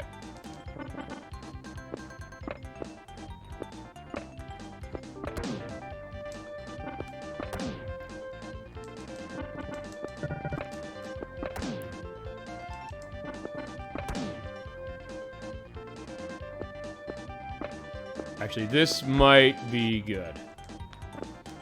Okay, there we go. That's better. So as long as I'm not stupid and, you know, get in trouble over there. Just drop that there, and we'll put the red here. At this point, just stay on the other side. Drop that and switch that. Alright, yeah, I feel good about this one. Yeah, there we go. Okay, yeah, we're getting through this. We got it. Right there, finally. I'll count how many attempts to put an edit here and how many times it took, but there's the end of round 31. And somehow I got bonus points off of that. So let's see how round 32 goes. And if I lose on round 32, damn, that's a huge bonus. I did not realize that. Actually, we'll go on, because actually there's a reason feasibly I would want to fail round 32, just to show this, but alright, there you go. Jesus, look at that. Full screen, or full box, as far as what's getting erased. So, boom, boom, boom, boom, boom, boom, boom. They're gone. Same deal, though. Hit there. Perfect. Okay, and now I feel good as well, so that's the other thing also to say about something like this. When you're struggling so long with something like that, yes, yeah, is that you get that exuberance, you get that, yes, I did it, that great feeling of it. Or to quote Bomberman from Bomberman Hero, I did it! Which is weird that he has like a voice like that in that game, but either way. Actually, at some point we should do something Bomberman, but I don't know which one I want to start with. That's an interesting one. Maybe not the one everybody loves, but one I'd like to show eventually. Chat, feel free to let us know as far as that. Well played. Thank you. Okay. You know what? As I said, I don't mind if I'm going to lose this one feasibly, because I do want to show losing this. I will give it my best effort, if nothing else. Okay, no. At least that'll go, and then...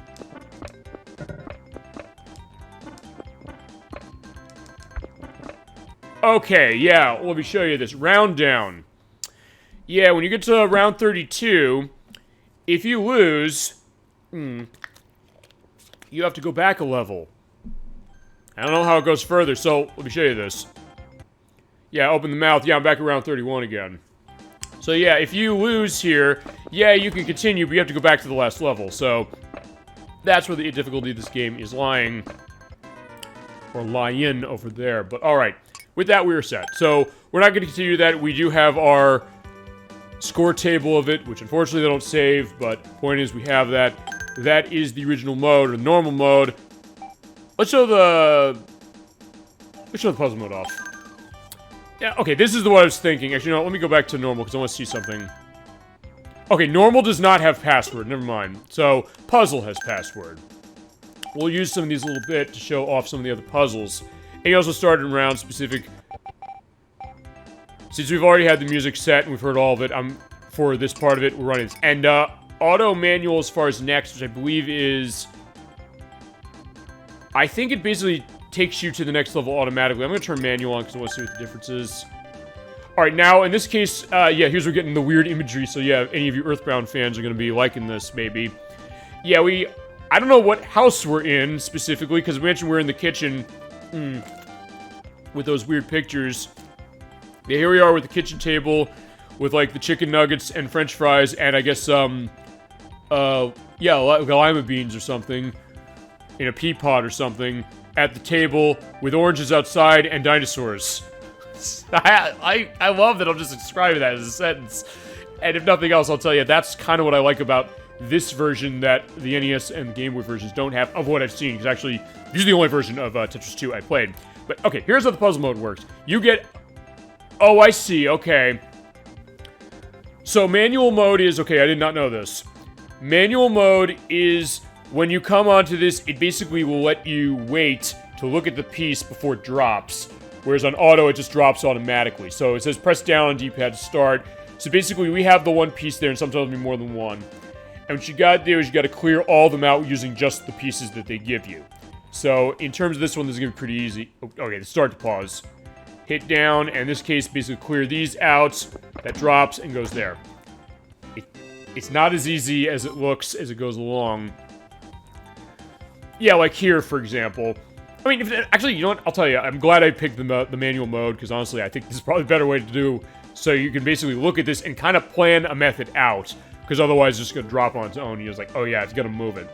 So, same rules as normal mode apply in the sense that the flashing blocks will get rid of the other ones of the same color sometimes. Then they kind of split around. So actually taking out different ones. So in some ways, there's a little bit of a trial and error case. But for this, what you want to do is put the yellow in the middle. It busts those. They drop, and you got it. There are, I think, 100 of these. Maybe more than that. I'm going to put in the passwords for some of the later ones just to see what they're like. Because, yeah, spoiler warning, I'm not getting through all of these. And you also have to know which directions the pieces are going to place. Okay, fine. I placed it wrong, so when you place it wrong, you try again. Let's see. Oh, right. I think... Yeah, I think I want to take advantage of the idea that... Is that right? No, I guess not. I'm back. Yeah, good to see you. Good to see you back, ElecVerse. We did finally get through that, thing for normal mode. We're at the puzzle mode now. I'm going to show some specific stuff with it. Okay, actually, no, I think I remember what I got to do about this one. Put this down here. Or not. Shit. It's like, I did this the other day as far as my test, so... Oh, okay, no, I remember now. Hit down. Yeah, put this here, that drops, the red one goes, that drops, and boom, got it. Okay. So yeah, we're going through the puzzle mode now, which is only in this version, by the way. The NES and Game Boy do not have this. So, like with Warriors Woods, basically, Tetris 2 Super Nintendo basically is just the complete version. Or a more complete version. Okay, sort of. Alright. And usually that's kind of what you want to do. You want to get a sense of what this is operating. And in this case, they do utilize the perspective of, hey, get that set. Boom, boom, boom. There we go.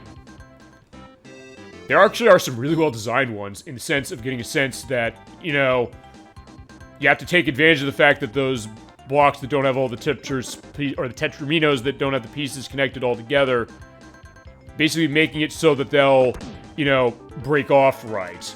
In this case, not so much, and I'm not doing this, well, specific. We were talking about Pokemon Puzzle League earlier, and I was watching while I played. Yeah, because it's on Switch Online expansion pack now, which I was very happy to see when I saw they were going to get that. First question specifically was, after all the N64 stuff that they dropped for that, what's next? That was next. Or, wait a second, hold on. And that and also those custom Robo games. Okay, no, alright. In this case, yeah, it doesn't totally get rid of it. Okay, there we go. Yeah, drop there. Right, because when you clear more than 5, you sometimes get that field. Or you always get that, usually. The idea. So, okay, you're getting the puzzle case going. But yeah, I remember the question was, after the other N64 games they announced, what was next? And then they dropped this. Well, they dropped this, and then Japan got the custom Robo games. Which are definitely interesting plays. Okay, that was not right. But, keep going. I was very excited it was announced. Yeah, I remember. Yeah, I can imagine that, because actually I remember, I think it was, one of the first streams you were on, actually. Like, first, you were mentioning your personal memories as far as Pokemon Puzzle League, as far as that. So seeing a game like that, coming back to that, was an exciting moment. I remember saying that also to my coworkers, saying like, oh, by the way, today is, Switch Online Demonstration Day, and with this, here is Pokemon Puzzle League, and people were like, oh my god, I love this game. Or, as I mentioned, Sonic CD was, the show. Yeah, I remember that, play. It was almost as if, shit. Okay, that was my fault of not doing that right, but, yeah. Yeah, it seems this was yesterday, even though it was a year and a half ago, but, yeah, definitely a good case of that, and a good memory with, you know, some of those things, and also the idea of, you know, going into stuff like that. I appreciated that. Alright, so let's try this again. Or not try it again. As I said, what I'll do for the puzzle mode is that I have passwords written down for some of the other, parts of it.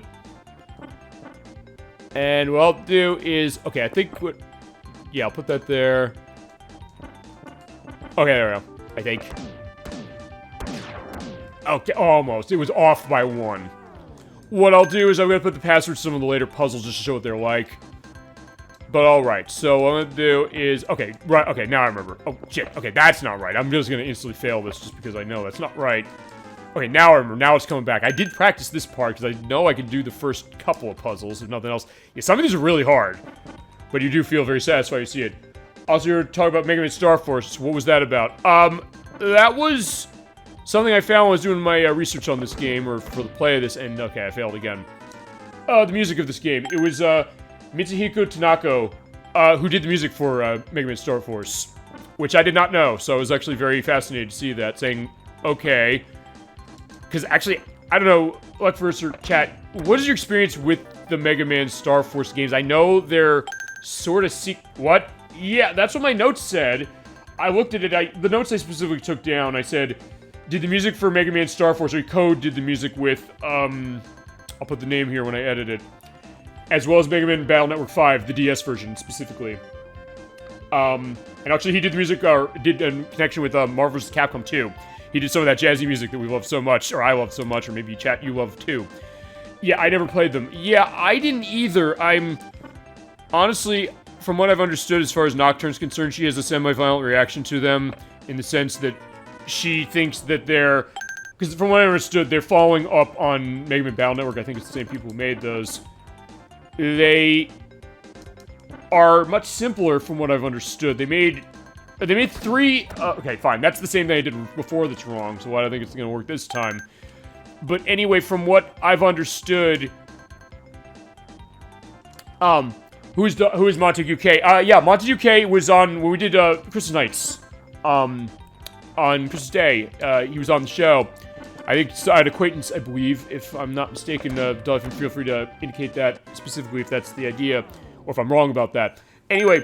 To go to the thing with Mega Man Star Force, just to quickly go back to that before I lose the train of thought, because I've been going on a bunch of them, and you know, I think you know well for this show that I tend to do that. Wait a minute, is that right? No, it's not right. Shit. Okay. eventually put the passwords in. But with Mega Man Star Force, from what I understood, they are sort of following up later on Mega Man, Battle Network. Okay. Yeah, this is only the 4th one, surprisingly. So, okay, wait a minute. No, I think I remember now. Oh, fine. If I can't do this one, we'll go on to one with password. It's kind of sequeling Battle Network, but from what I understand, they make it a lot simpler. From understood, I don't know because as I said, I never played them. It's one of those feasibly that if that Mega Man Battle Network collection, or Battle Network Legacy collection does well, feasibly. Okay, fine. We're putting in the password for the next level. Sorry, I do have them in increments of 10. Yeah, so they go rounds 40, 50, 60, 70, 80, 90, and 100. They might have more later. Alright, so puzzle mode, let's put password in. Thankfully, it's a short password, unlike Tetris Attack. I love Tetris Attack, the password's long. Yeah, for this one, let's go to... Okay, I stopped at 31, so... Type in FT question mark, I believe. There you go.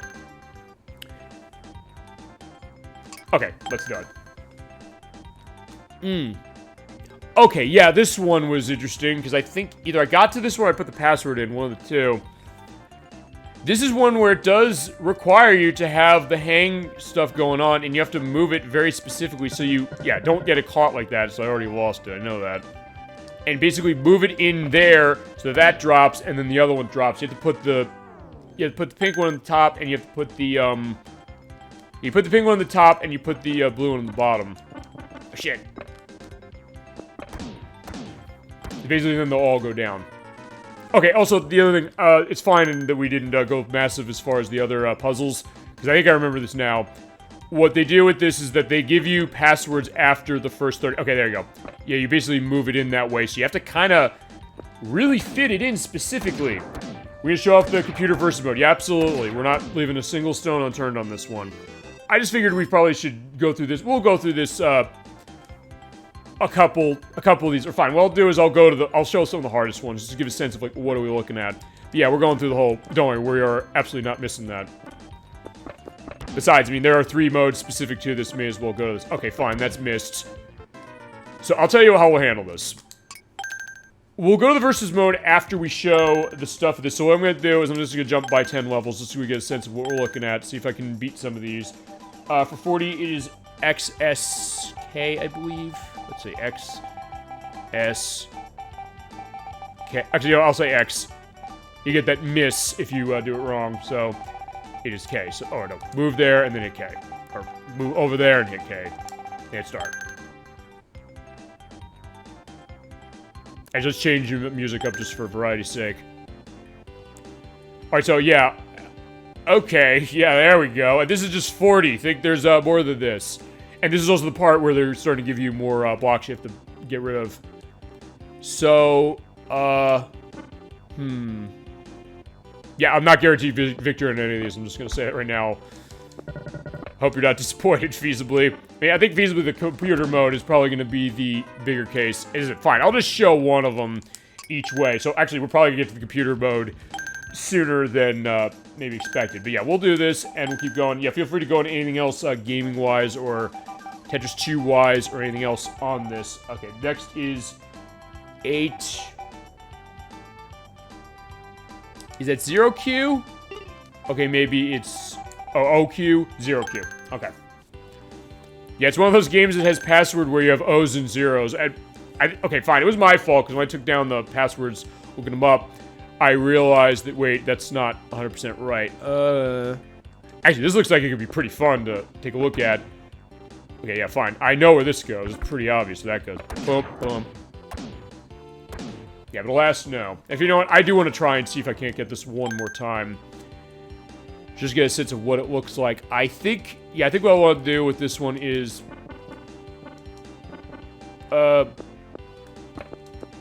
that. Okay, well, let's see what this... We'll see what this does. And if it doesn't take, we'll, go to the next one. Alright, almost, but... Alright, fine. That's, 40... We have not... Or, yeah, 40... Oh, no, 50. Yeah, the one for, 60 is really easy. Oh shit, no, not new, no. Yeah, if you make a mistake of hitting something that hit the B button, you go backwards. Which goes back to what we talked about last week with B being the cancel. Just type in all zeros. Oh, that is 60. Now, it looks like they are all taking place at the dinner table as far as that. Okay, yeah, there you go. Yeah, so actually, I'll tell you, I'm not gonna lie, I have not actually seen any of these. So I don't know what I'm doing, clearly. Well, fine. For the case of this one, I definitely don't know what I'm doing, but like, wait a second, where are we going? Oh. I was gonna say, would it be amazing if I did that? I was like, no. Yeah, I'm not guaranteed victory at all. I'm just basically showing the mode. And as I mentioned, Game Boy and NES do not have this. So, there you go. Okay, BL5.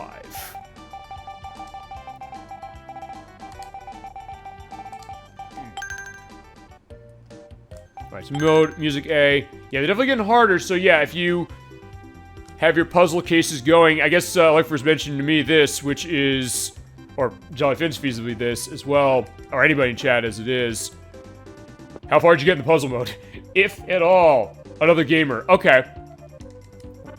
Yeah, we definitely got that sense when he was in the chat on a couple of the games that we played, and also, friend of mine. Oh shit, I missed. Fine, I'll try again. Let's see.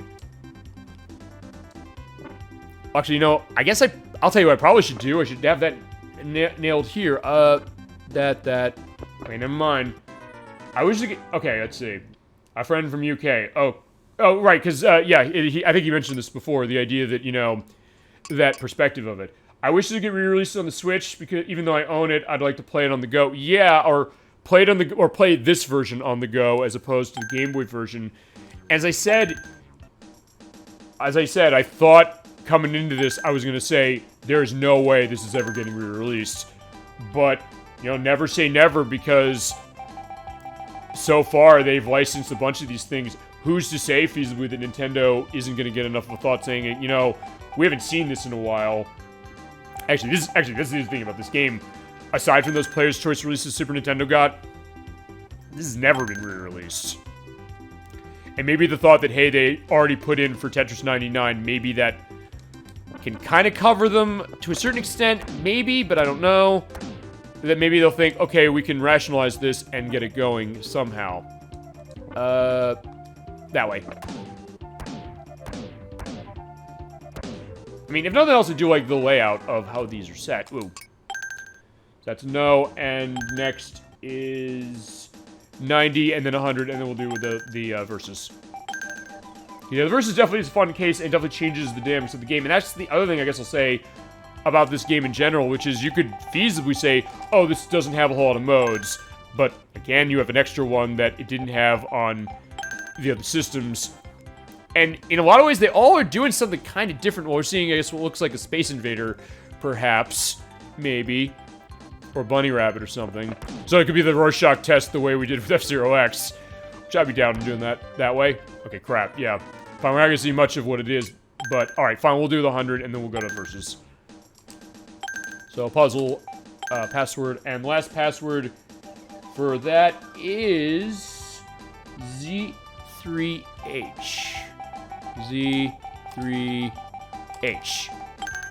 Who knows, we may get Tetris Attack on the Switch. There is the Japanese version of it, which is, or...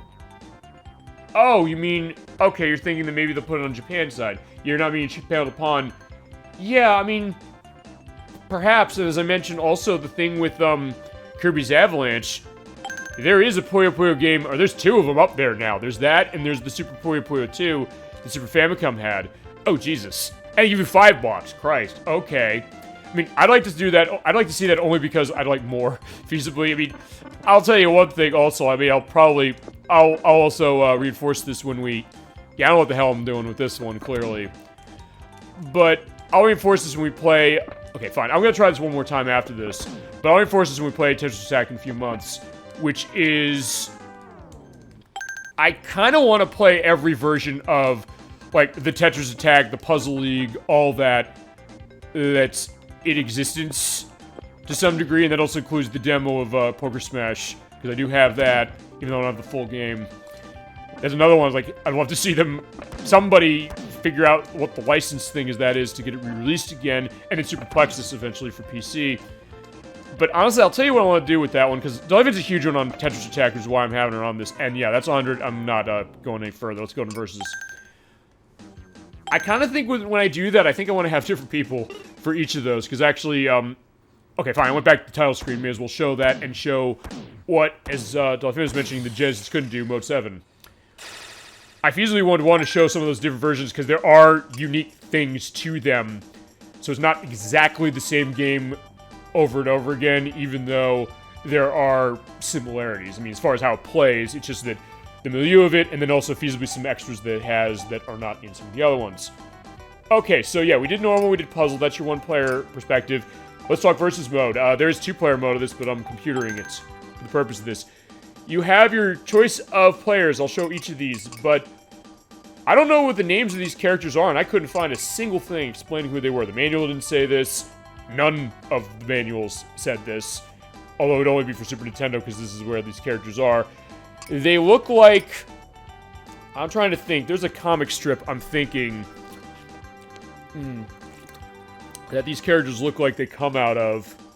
And Chad, if you know or have an idea of maybe what some of these characters look like, I'm all ears to hearing your suggestion. You might trigger something and make me say, oh wait, it's these people maybe, or certain characters that way.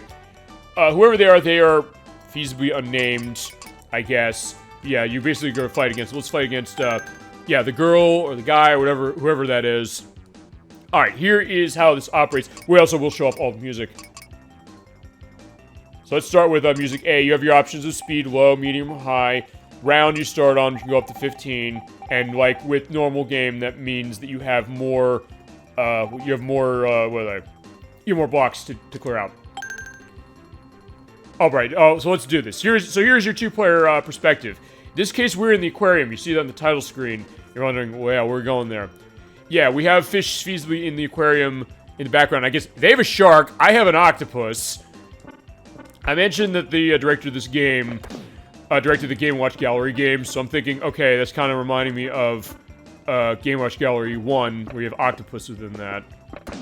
Also, yeah, in two-player mode or in the versus mode, you do not have the blocks clearing instantly, or all the blocks clearing to get the flash points. It's basically just, and you hear that dee-dee-dee-dee-dee, that means the player 1 is going to drop an attack down with the next block, which goes, and what that means is that it's going down arrows, it goes down at a fast pace, and you can't change the speed. So yeah, you want to throw those out and be careful not to get in a case of having it happen against you. And you win by getting rid of all of your flash blocks, or all of your blocks over there. But unfortunately, I'm not getting good luck with what that is. Although I could say, you know, screw that, put that there, boom, boom. Although in this case, it also makes it a little harder, because then I need to get that out of the way that way. Okay, yeah, if you usually clear more than 3 or do a chain of some sort, it'll go away. Yeah, like that. Basically just means that they'll have little time to react. Alright, hang on a second. Let's see if we get this there. Okay, and then we get the yellow, and then we can get this. I can get rid of this. So now red, and I'll win. Or now I'll win. Boom. Even though Alexei Pajitnov made other games, this is probably the one he's most known for. And when you win, you get a goldfish tossed in your bowl. Get 3 of them, you win the set. Yeah, he's famous for Tetris, for sure, but the other games he's made... Yeah, honestly, I guess maybe I'm a little guilty of that, because in some degrees, I'm thinking, you're right, he's made other stuff. Off the top of my head, I don't remember what they are. Feel free, chat and ElecVerse and DollyFinn and anybody, to go into what those are, just as an indication, because then it goes to the perspective of, yeah, Alexei Pajitnov clearly knew what he was doing when it came to puzzle stuff.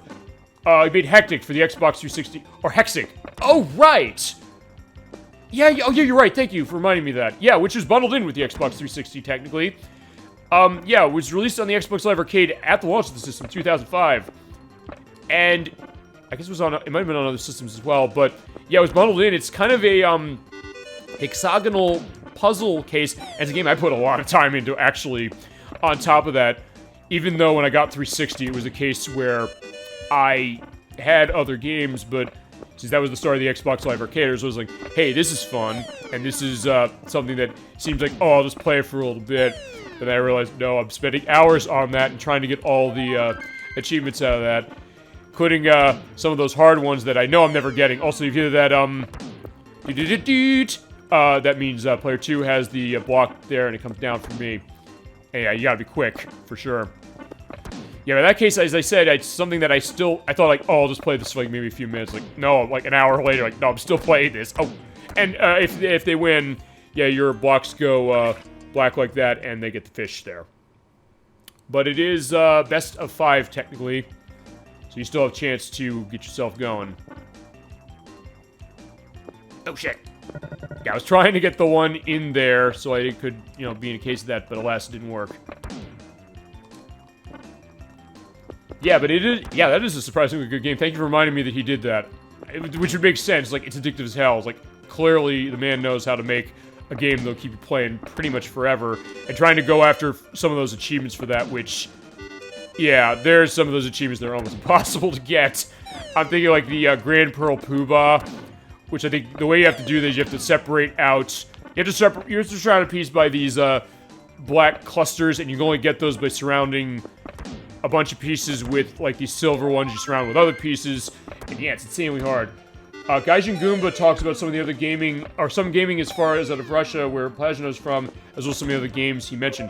Alright, awesome. Thank you for going into that, and we can put them in the link lists. And there's something to be said, I guess, about the idea of the perspectives of, I guess, the atmosphere of when he made Tetris as well, and the idea that off of that, what seemed like a simple game, something that thought of, would this necessarily take off? Would it necessarily be something that would be popular? Was necessarily the Soviet Union known for gaming? Was anywhere feasibly in the world outside Japan known for gaming? We mentioned that before, the idea that was Europe necessarily known as a place where you get quality gaming, which companies like Rare showed that for sure. But then that idea of the global perspective, and it is very interesting to see that, especially in 1984 as well, going back, God, almost 40 years now. Jesus, that's quite amazing. It's one of those things you... Okay, I won. I was like, wait a second, did I lose? I didn't remember. Okay, and when you get all 3 in there, yeah, his aquarium's drained, or her aquarium's drained, and she's gone. I do love that detail. It gives you the idea of, like, yeah, you know what, you beat your opponent, but then now, to add insult to injury, I was like, yeah, I guess the aquarium cracked a leak or something, and then the water's gone. And then there she is on the ground, feasibly with a perspective of that, specifically. And you have Tri-Next level. You know what, I'll show what Tri-Next level is, and then we'll show the other characters. It's the same character, though, but yeah, what it's doing is going to round 2, and I believe what it's doing is giving you more... Right, what it's doing is it's giving you more blocks to clear, and it's increasing the round in the same way the single player tends to do it, from what I'm gathering, or from what I've gathered. And actually, I'll tell you, here's another memory, actually, of this game, is the 2-player. I will say that, even though I played this game as far as the single player stuff, it is one of those cases where family want to play this. And it's something that it is easy to get into and then understand it, and it always is that one more game mentality. It's like, yeah, one more game turns into 100 more games. And then you look at the clock later, it's like 4 a.m., and you're forgetting that as well. And here's a video as far as Tetris sequels, of which there are definitely a lot of those, and a lot of interesting ones to go into, and other ones we could definitely play. So there is more link list material. Yeah, a little make up for the fact we didn't have much, or fine, we did have a link list for sure. We have one every week for the show, but sometimes there's more stuff than others, either because I reference it, chat reference it, however that is. But in that case, yeah, it'll be a big one for the purpose of what we edit. And as far as other Tetris games, I mean, Tetris Attack we're doing in 2 months, but feel free to let us know any other Tetris game you want to see. Fine, okay, aside from Tetris Attack, which we're doing in 2 months, Tetris Sphere, which we're going to do because it's on the master list, and I'm trying to think if there's another Tetris game that I've been asked for specifically. I mean, Emetics mentioned loving the new Tetris for Nintendo 64, and Magical Tetris Challenge was brought up. But feasibly, any other ones aside from those that I mentioned, and Tetris Plus, which, thank you, ElecVerse, I was just about, thank you, I knew I was forgetting one. I do have Tetris Plus for the Saturn, I did buy that. I've had it for a bit of time. It was Saturn I did buy it for, so I do have it. At some point, we'll definitely play it. At first, I was thinking, you know, maybe I want to play that with the other Tetris game that Saturn got in Japan, but I don't think I'm going to do that. I think I'll say this. just to go into this as far as where the scheduling is, because believe it or not, I have most of the rest of the year scheduled out as far as everything, whether stuff I'm going to be doing myself or things I'm having guests on. As you're noticing recently, we're having more guests in this program.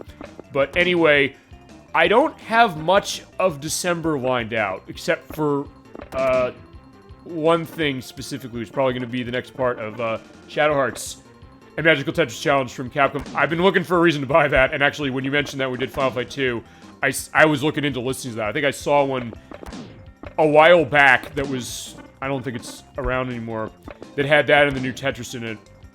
And then those don't go for much money, and Tetris Plus on Saturn didn't either. Well, not massively. So, I might, since I didn't really have much of December lined out, except for one. Oh, fine, okay. Okay, I have two things lined up. Actually, the last 2 weeks of December, I know we're getting actually kind of close on the holidays as far as that. I might be doing, as I lost that, which is fine. I might do Friday shows for the last 2 weekends of December, and I think I'll do Tetris Plus for one of those, because in all honesty, it's been a little bit of time since we did Saturn last. A couple months, admittedly. But yeah, yeah, we'll do that. We'll do December. I'll put down for Tetris Plus for Saturn, and I'll look as far as Magical Tetris Challenge. And next year we'll do Tetris Sphere for sure.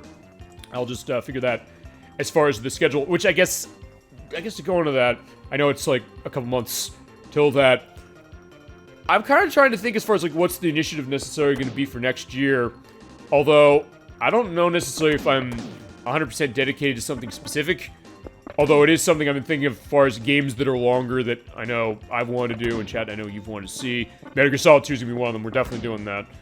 And other stuff that you're requesting, for sure. But, yeah, maybe I'll think about this. Because I've been tossing some ideas around. I've tossed some ideas around with people who've been on the show or going on the show. And we'll still do the RPGs, of course, for the purpose of that. And I'll think about that, because I've had a couple ideas. Maybe we can do some more stuff with puzzle games. Have you ever thought about doing Yoshi's Cookie or Yoshi for the NES? Yeah, I have Yoshi's Cookie for... Okay, fine. Yoshi's Cookie I have for the Game Boy, as it is. Yoshi I have on the Switch Online service, which is actually the only way I have it. Yeah, I have thought about that, because actually I quite like Yoshi's Cookie. It's one of those games that... I remember finding that kind of on sale, like, 15 years ago. And you know what, fine, I'll tell you what I'll probably do, is I'll probably let them win, or I guess if they win, show how that operates. But yeah, I have been thinking that, and, well, Yoshi was mentioned, because, fine, Yoshi as far as the character, as far as DollyFinn's concerned when it comes to Tetris Attack, or feasibly with Yoshi or Yoshi's Cookie. But yeah, I've been thinking about that. I've been talking about that with other people, only because, not necessarily that I think they have familiarity or massive experience with it, but the thought of Yoshi's Cookie was on the GameCube in a version that unfortunately is not released here, the Nintendo Puzzle Collection, which has 4-player to it. Outside of that, the Game Boy version is the only one that has a 4-player mode. And I do have that Game Boy version. We could do something. I have both of them via I have Yoshi via the Switch, and Yoshi's Cookie both Super Nintendo and NES. Okay, which would you want to see as far as that for Yoshi's Cookie then? Because, yeah, with Yoshi, it's NES and Game Boy only. But Yoshi's Cookie actually did get a Super Nintendo version, which is actually by the same people who made this. So it's weird, it got a version of that later that then Nintendo didn't re-release. So it's like Warriors Woods all over again, where they released that NES version again, and then with, yeah, they released the NES version, but Super Nintendo version never got re-released. And I don't even think the Game Boy version got re-released. One of my friends has played the Nintendo Puzzle Collection that you just mentioned. Yeah, lucky person, for sure. I wish I could find that. Well, fine. It costs some money, I think. I wish I could figure something to that. I know, because I haven't done import stuff for GameCube. Actually, I was talking to Edwack about this today, because I was mentioning, hey, this came out, or the Kirby's Avalanche came out today. And I was playing Panel to Pawn, actually. So I was like going through every puzzle game that's not this one for the purpose of playing the game tonight in between my massively busy day. But he was mentioning he did do modding of his Wii for the purpose of running stuff from Japan. He mentioned Battle Stadium. I'll put a picture of what that is, which is, I think, like a Smash Brothers-esque fighting game with a lot of characters from, like, the Shonen Jump anime. Or from what I've understood, maybe, like, the better take on Jump Force, which I do have because Jump Force is dirt cheap, and they were delisting its DLC, so I was like, let me just buy this, even though I don't like this game. But when Series X comes out, it's gonna fix it because the frame rate's awful, and they'll make it better running it on that console. I'd say the Super Nintendo version because there's different backgrounds, but I'd be fine with any one of them. Okay. Alright, that's... Sure, I mean, because actually, interestingly enough, Okay, fine, I lost. I'm fine with that. Don't worry. So yeah, my aquarium's getting drained now, too.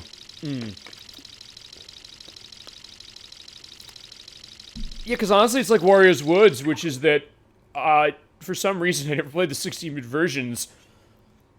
But, yeah, I mean, yeah, I'd be down with going into that for sure. And I don't think any of those cost a lot of money. I mean, if you really want to overkill it, or feasibly, yeah, her laughing, yeah, laugh it up, fuzzball, as far as, like, the Star Wars perspective, I could feasibly... I don't know if you would, you know,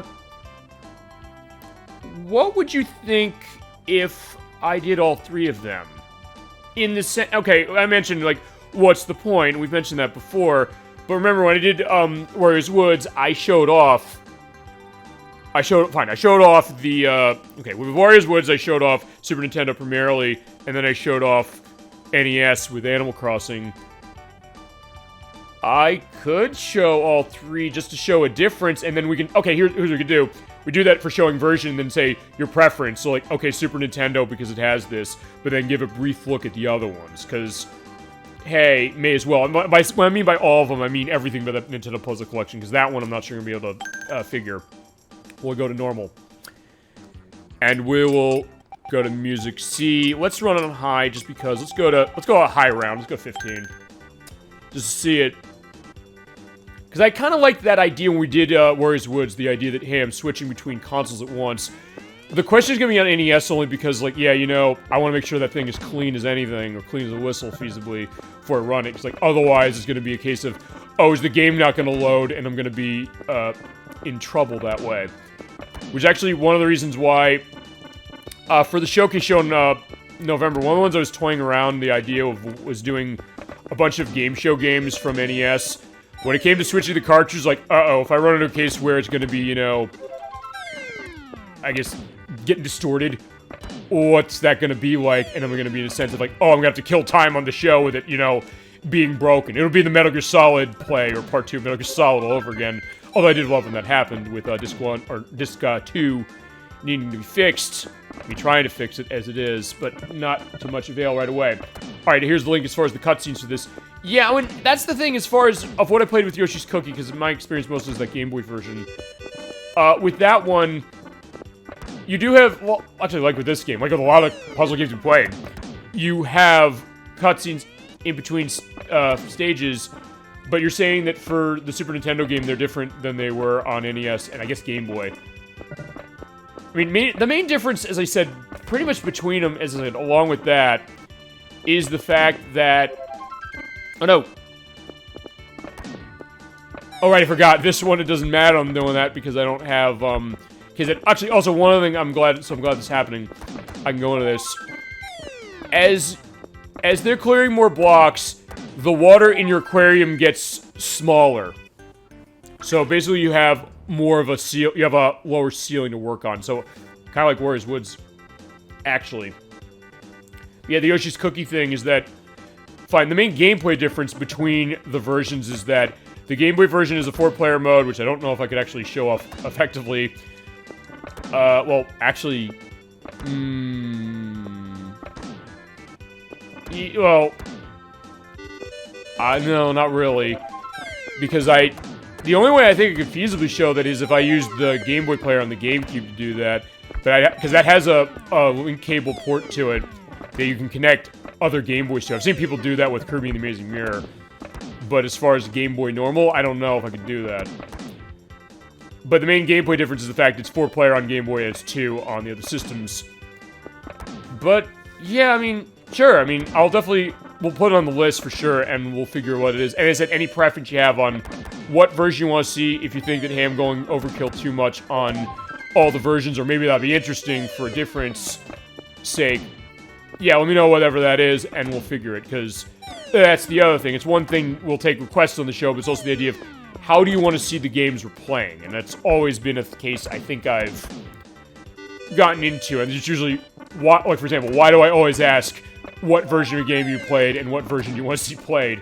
For that reason, because sometimes the idea that, oh, you played one version or not another one, and the thought of, hey, I didn't play it on this, what's it like on this system, or I played it on this system, and this is my memory of it, or perhaps maybe highlighting a difference just because of the fact we're talking about it that way. Oh, shit, yeah, I'm definitely yeah, you're doing well. And yeah, there you go. Yeah, my water's coming down pretty strong, so yeah, I do not have much room to work on this, for sure. If I can get some stuff going, I think you could... Oh, yeah, right there. So it keeps going down. I think it keeps going down as...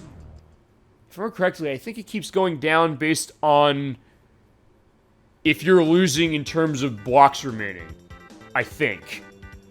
If that's wrong, I'll put an edit. I might look as far as the instruction manual, or I'll PDF, or I'll link to the PDF of the manual. Because actually, when I did that for Donkey Kong Country a few weeks ago, I realized there was somebody, as soon as I was editing, I was like, where's this manual? And I realized there's somebody saying that, oh, I archived literally every instruction manual for the system. Like, okay, cool. So that helped me right there to point to that and say, like, this manual is so funny, and it's amazing. Oh. Okay, yeah, that's good to be able to get the combos. So yeah, to win for the versus, which I guess right now I'm not necessarily showing a 100% case of actually doing that well. You basically want to get the chains going on like I was when I was doing the normal mode. And get enough so, yeah, it'll make the blocks come down faster and make them keep coming down fast. So they'll go into a case, and also that the, what is it? The blocks will, or the tank will come down on them quicker.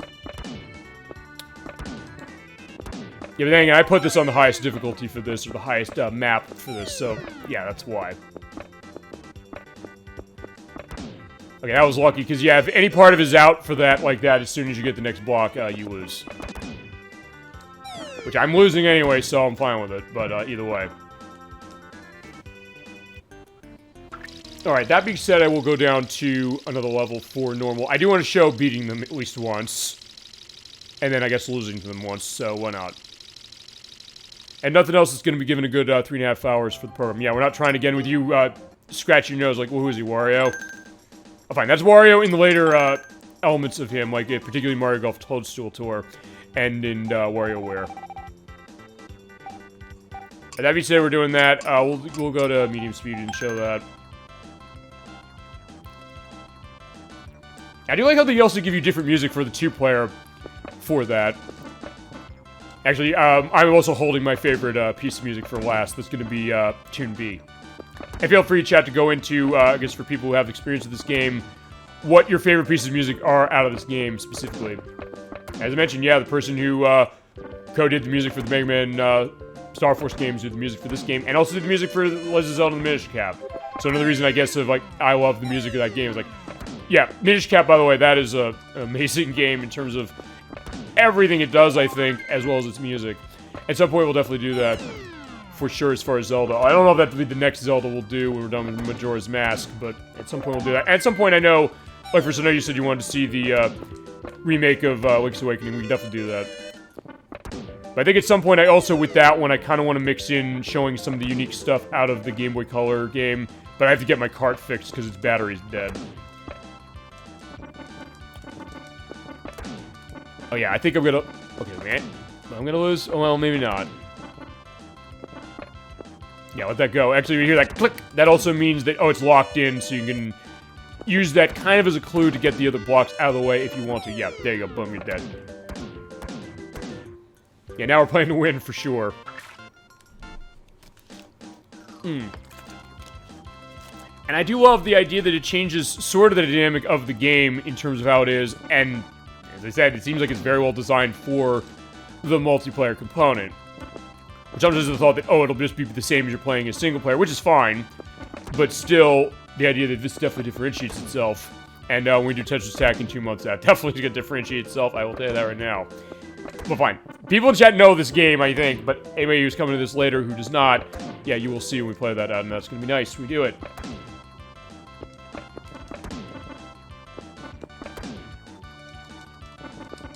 In that case, yeah, I can't really do much with that.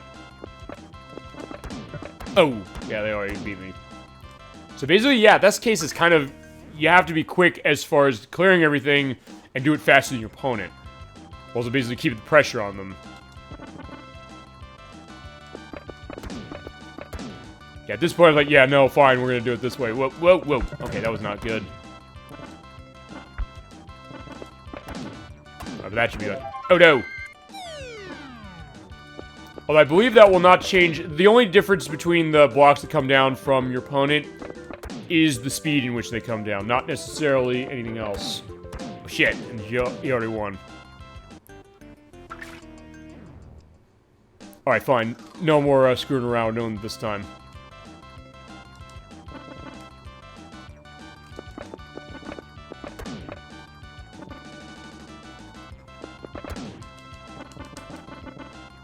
Yeah, fine, that's one way to get that going. I'll tell you one other way, don't just slip it right in.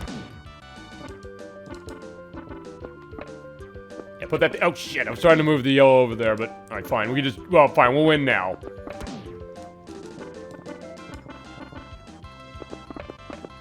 Oh, no, we won't, because we have one more. Yeah, but I'll still win now. Oh, yeah, now I will. There we go, boom. It just made me wonder, though, like, what would this be like with the, hard drop? Feasibly, it might be, unbalanced, so that might be the reason why they don't have it. But I don't know. Alright, so, yeah, this is gonna be... They have one or two, I can't tell. But, yeah, we'll take care of this.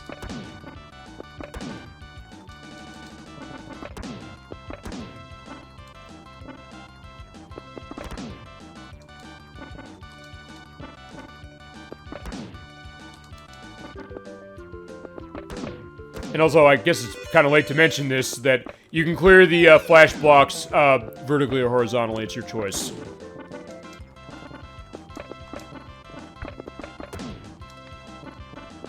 Yeah, I don't know if I'm going to have... Okay, yeah, fine. Honestly, I'm not really caring right now as far as what I have. Okay, got it. Yeah, doesn't matter. Yeah, you set me the attack, but I won. Yeah, I'm just going to let that drain out. I was like, yeah, just... savor the victory. It is a nice way to savor it, and a unique way to savor it. I can't think of a whole lot of puzzle games that tend to have an element to that. Yeah, so he is mad, but yeah, it's fine. We're going to show off the last battle here, the last guys. Yeah, these two guys who... God, I'm still trying to think who they remind me of, or who all these characters, in terms of the design, remind me of. I mean, I mentioned, I think earlier, that there's kind of like an Earthbound feel to this. They don't look necessarily like characters out of that, but still kind of weird. Yeah, or he's doing that weird thing with the thumbs. Like, that's not like the Devil Wings. So the Devil Wings is the thumb and the outer finger, whatever the name is. Yeah, I'm forgetting that now. All right. Yeah, B. Music B. Let's talk Music B. I love Music B so much. He's so playful. Also, there's a music off mode. Why the hell would you ever want to play this game without its music? Without music specifically, as far as option in game. Like, hey, you have to turn the music down or something. Maybe yes, but like, yeah, no. There's this great... It's good stuff. And I'll tell you, that's the one thing I remembered specifically with this game when I bought this a couple... Oh, it's... Okay, it's been about 11 years, I think, since I got a copy of this. That was the first thing. There are a lot of things that I remembered of this game, but for some reason I just remembered this piece of music and playing the two-player with family, specifically. So that's a good memory that way. Oh.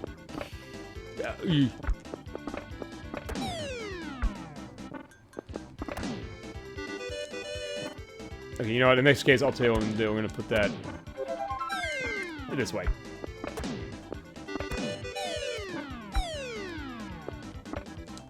Yeah, I don't think I get through that way, so it's...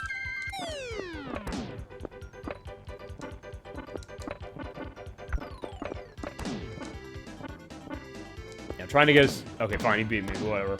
Yeah, this is hard, so it is a bit harder as far as how it is. Really, the main difference seems to be, I guess, how effectively they play above everything else. But if you can clear out the blocks quick, you'll still win. In the case of that, I was like, oh yeah, I thought I was going to be able to do that, but I was not. So, that was my problem. And usually in my case, where I'm ending up putting blocks where they shouldn't be going... But usually the thought, sometimes on my case, is that, oh, yo, I can do this anyway and be fine, but Well, fine. I'll definitely be fine now. That's for sure. And since you're running low on blocks on round, that makes it a little easier. I don't know if I mentioned this, but I bought Splatoon 2 and Super Smash Bros. Ultimate, as well as the Switch Online Expansion Pack. I didn't mention you said you were going to get the Switch Expansion Pack case for F-Zero X, for sure. And I guess I intuned that from the purpose of Pokemon Puzzle League. You playing that. But yeah, I've not played Splatoon, any of them. I know there's a third one that's coming out, I think in September. It's basically Nintendo's take on, like, I guess the third-person shooter. It's almost like, I don't know if the Overwatch comparison is exactly apt on that one. And I have Smash Brothers Ultimate.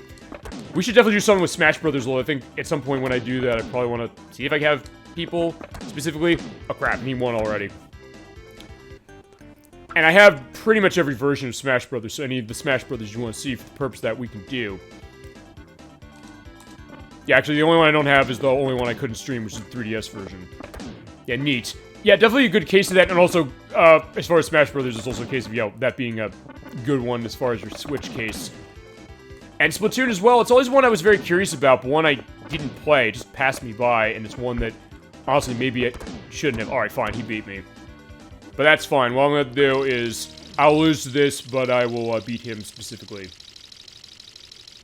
Yeah, I guess as far as, like, game pickup stuff of myself recently, okay, yeah, they're giving me the finger stuff there, the finger wave, and I guess the thumbs up, or, like, take a hike. Like, no, we're not taking a hike, we're beating you. With this wonderful music again.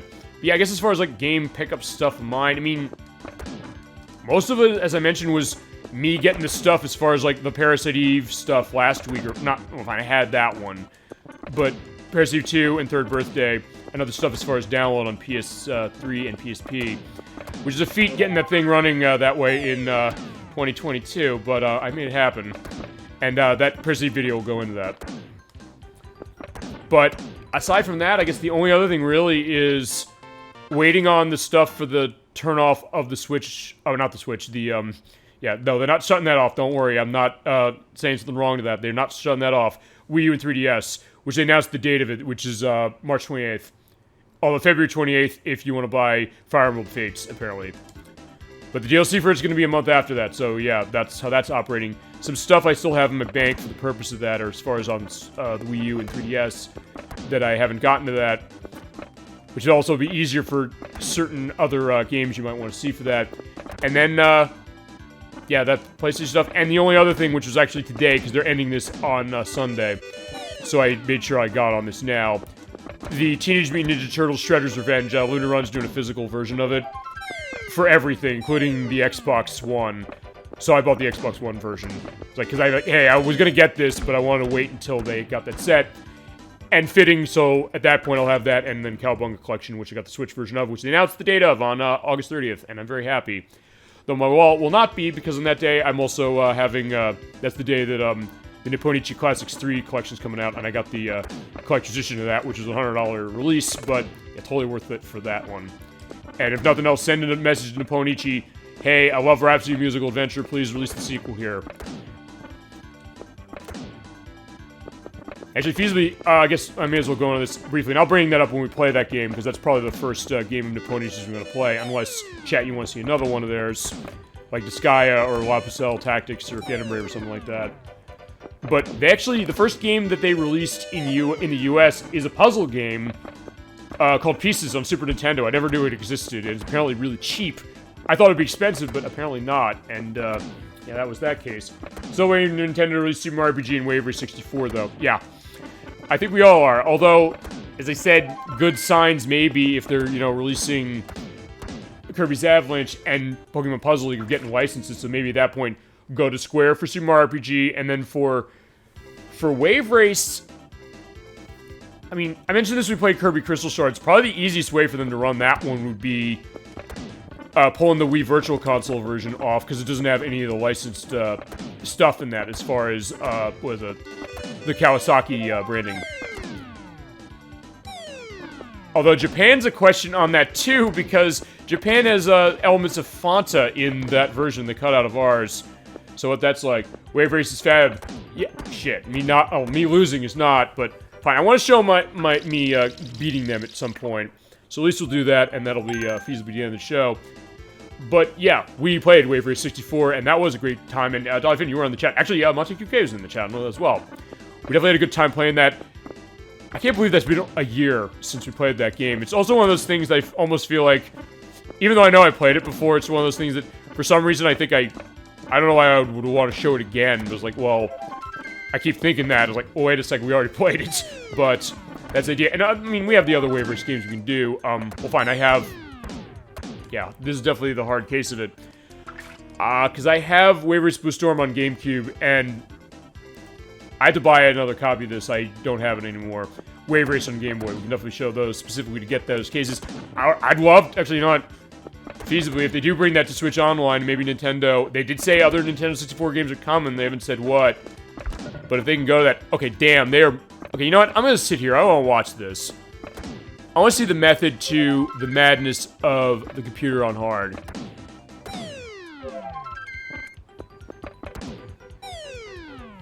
Also, here's the other thing I'm noticing. When they go into the, what is it?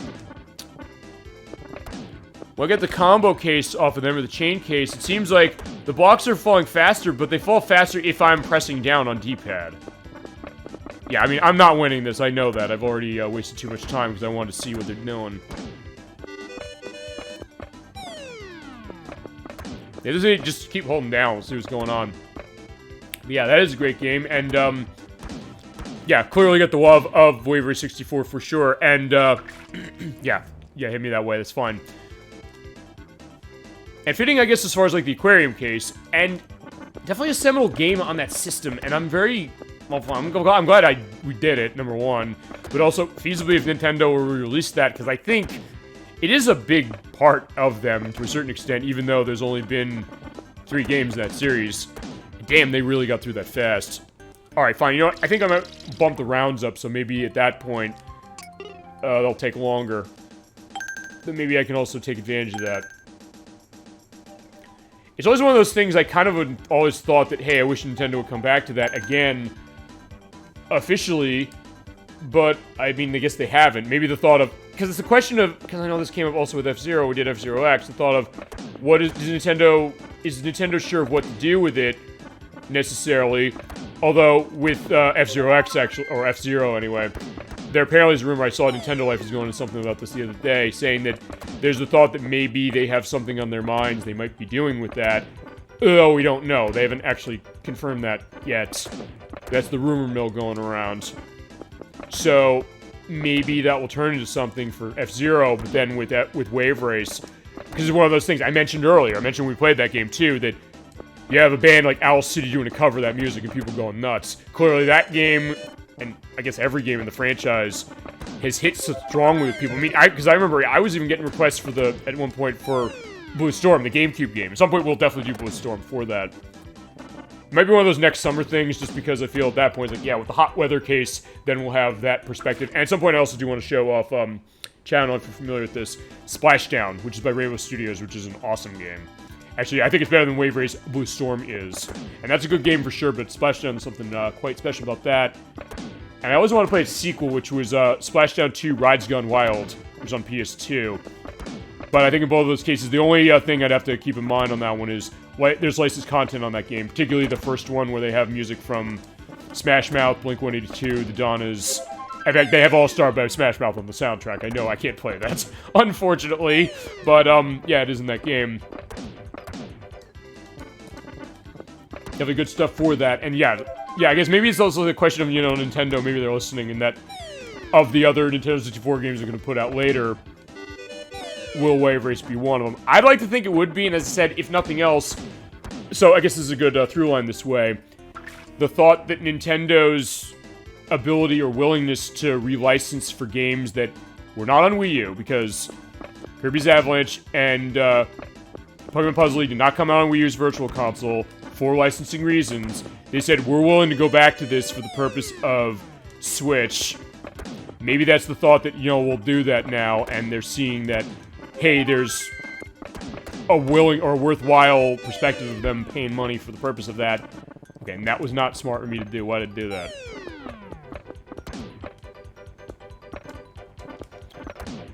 So maybe that idea to it, and as I said, if nothing else, I guess this is kind of, a good thing we've been seeing recently. The Teenage Mutant Ninja Turtles Cowabunga collection being another one. The thought that just because it's necessarily a license, the thought is that, hey, not willing to pay money for that. But in some cases, it seems like some companies are doing. I mean, you have cases where they're not. I mean, we had Sonic Origins where they either didn't or wouldn't, or I don't know what that was about. And they did say they're going to patch that, so just a through line to that from a couple weeks ago, they did say, yeah, we're going to do something with that, so that's still in the wings. But maybe the thought that, okay, the thought that it's a license case maybe isn't going to be much of a stumbling block anymore. Maybe feasibly companies are going to look at this and say that, they want to preserve this. In fact, one interesting development this week, I believe that Japan's government, I think, basically said, I'll put the link to this article that I saw, it was a Nintendo Life thing for this one, almost had him. He was saying that apparently they're going to be starting to have a legal perspective of pretty much requiring a preservation of gaming, or basically, I guess, put a perspective to that. So the thought of, if they lose something, because actually in Japan, I mean, maybe here's the thing, Japan is known for not necessarily holding onto their source code. A lot of the Square stuff's shown that, but the thought that maybe that's a worthwhile thing to hold on to. I probably don't think this would happen, but if we needed, they put Star Soldier Vanishing Earth out for the Nintendo 64 app. Yeah, I never played that. That was Hudson Soft, I think, who made that. But actually, that might not be as unlikely as you think, for one reason, because that's Konami. Konami owns that now. In fact, they have the ownership of Star Soldier. I believe they were the ones who also put... There's a downloadable version of that on WiiWare for the Wii that you can't buy anymore. So Konami has the license to that, I believe. So, actually, and the TurboGrafx 16 Mini, which Konami released, it had the ones on the TurboGrafx unit on that. So, maybe, and I've been saying this to friends and family and coworkers and everybody, basically, saying, what would you want to see on Nintendo 64's app now that they finished the stuff they announced from last year? And then the question of what are they going to pull? I think one of those things I was saying is that a lot of the Konami stuff, the thought that, maybe with some of the games that they're re-releasing, the Cowabunga collection being one of them, the Castlevania and Contra collections, the thought that maybe Konami's looking at that and saying, okay, we'll put out something as far as some of our back catalog, which they got a massive one, so people are gonna want that. And maybe you realize, hey, this might be another one, because actually, yeah, tell me on that Star Soldier Vanishing Earth, that was one that was interesting. That came out, I think, right when Ocarina of Time did, so... And it's a 2D flight shooter, so it's not one that a lot of people paid attention, and honestly, it passed me by, too. Not necessarily because of Ocarina of Time, just because I didn't play it. But I know those Star Soldier games tend to be really well-liked, especially those TurboGrafx ones. So, yeah, I'd definitely be curious to take a look into those and see them. And hey, if they get more third-party stuff, I mean, that's the question. I mean, people have been saying, are they going to be able to get GoldenEye going? They're not going to be able to by the time we do our show next month for it. I was saying, what's going on? I think they officially came out, said that the thought of why that's not happening feasibly is the case of the war in Ukraine still, and they're questioning that idea. And same also with the Advance Wars 1 and 2 remaster getting released, or the remakes. And the potential rumor that, yeah, Nintendo's doing a massive, PR fail potential for that if they're going to be releasing that on the day of the anniversary of the start of it next year. But that hasn't been confirmed specifically. But point is that, hey, will they be willing to go back to some of these license things? I think maybe the answer is yes. And look, maybe that's also why I'm buying the Cowabunga collection. Look, I'm buying it because I want to get the games that are in that. I love the Teenage Mutant Ninja Turtles stuff. But I also want to show Konami that, hey, you're a game company, you're a talented game company that made a lot of great stuff. I'll buy the games you put out, for sure. I bought those Castlevania and Contra collections. Maybe that Arcade Archive, or the Arcade Classics one they made. And then the thought of, hey, more licensed stuff, we'll buy it. I mean, justify that with money. They'll say, hey, do we want to spend money on this? But the answer is, there are people who are going to want to get this? Yeah, in that case, they'll say, yeah, sure. We'll definitely do that. So yeah, Star Soldier case as well. That might be another one where... with the fandom of that, I mean, we got Musha back, so nothing is out of realm specific as far as that, as far as a shooting, flight shooter case. And I need to get down through that. I might feasibly be able to pull this out. We'll see. Awesome. Okay. As long as I can get chains on him, we're good. And I always get one. Okay, so that's one, but I have to get the next two. And feasibly, if I can beat him, then at that point, I think that will probably cover most of what we got for Tetris 2. But I've been having a good time. I'm loving the discussion for sure. And as I said, with a game like this kind of makes the discussion work really well, just because of the idea of there's a lot of things to go into. A lot of stuff with the game for sure, but then it also feasibly opens up for a lot of other perspectives. And I loved having that with you, chat, for sure. And thank you very much for, contributing to it. Boom, boom, boom. Yeah, we're in good shape. Alright, you know what? Fine, I'll just put that down there just to make it easier. I don't know, I hear him. Also, I don't think there's a way to necessarily mitigate the attacks that come down. So basically just keep clearing stuff. Although it's not necessarily like some of the games. Not like Puyo Puyo or Tetris Attack where, hey, if you get hit by something massive, you're gonna get nailed. Whoa. Okay, perfect. No!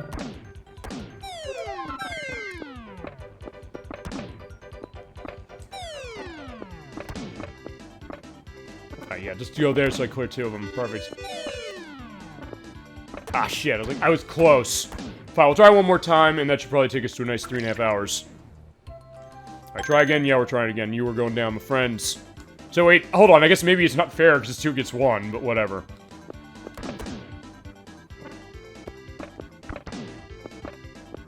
Okay, there we go. There is how you use the separating blocks. Or use that to make sure that drops down there, and boom, boom, boom. There you go. At this point now, I'm driven, specifically. So yeah, I can hold to go back to DollyFinn, what you were saying. Yeah, I can hold a conversation feasibly while also being driven to say, like, yeah, I'm gonna destroy them. Eventually.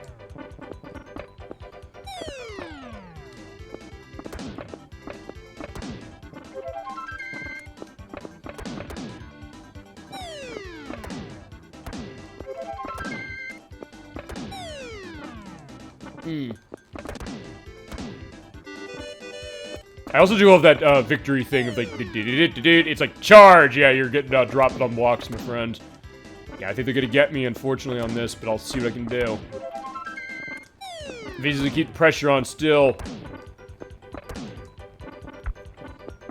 Alright, this is gonna be close.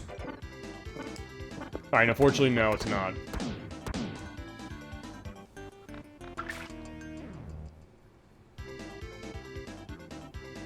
I guess go back also, here's the other thing, just to, since we're just talking the idea of what's going to go on as far as, you know, Switch Online with other stuff. Maybe the thought is that because the Wii U shutting down, some of those things are on Wii U, the thought that Nintendo's thinking, well, we should bring these back, or can bring these back, or rationalize bringing them back. As far as something like that. Although, as I mentioned, there's stuff that wasn't on that, so kind of half and half that way. If I was giving some of those things that we're not going to have anymore on that, well then saying, here's some stuff we couldn't get on there, but saying that, oh, we can get it now.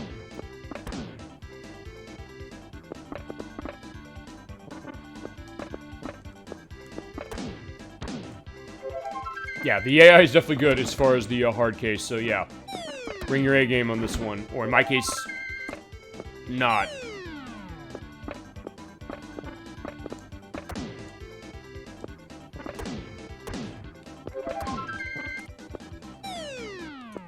Alright, this is another one that's going to be close, but I have that one buried, so this is not going to be good either. Oh no, fine, I don't have one buried, I have more than one. You know what, fine, he's going to beat me, so I'm going to not even oh, okay. Fine, me not be saying that, oh yeah, I'm not going to win, means that, oh wait, maybe, you know, who am I kidding? Probably not, we'll see.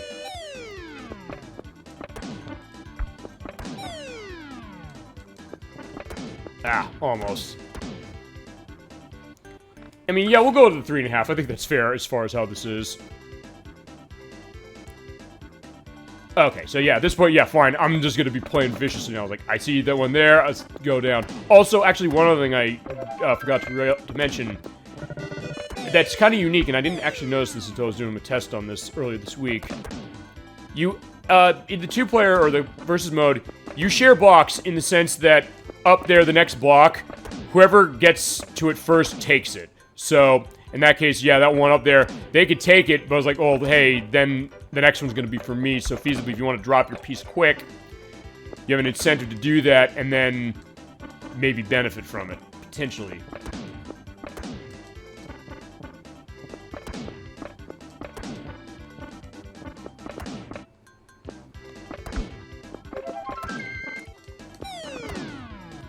Alright, yeah, I think I might have this one, potentially. If I go, that's perfect. We got it. It's just a good attach. We got it. Unless... Okay, no, I got him. But I said it's 1 to 2, so yeah, I got a bit of an uphill battle.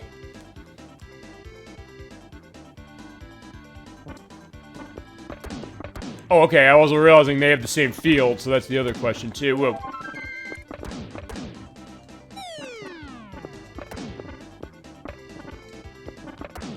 Yeah, I think he's gonna win this, unfortunately, already. Now you're totally screwed with one mistake, but still...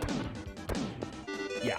I was like, yeah, I'm charged. This is a war now. And that's also the other thing when it comes to puzzle games, it seems like in a lot of cases you can kind of make it a case like, yeah, it seems like this cute thing as far as how it operates, but then there's the idea is like, yeah, no, your opponent, whether you're playing against the computer or against a real person, like, yeah, they can't win. It has to be, you know, this dedicated thing of, yeah, it's not just enough to win, it's enough, you have to beat them and show them, like, yeah, look, I'm the best.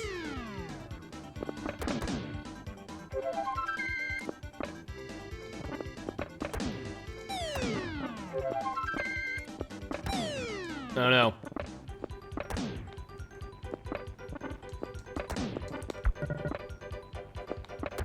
Alright, fine, I lost.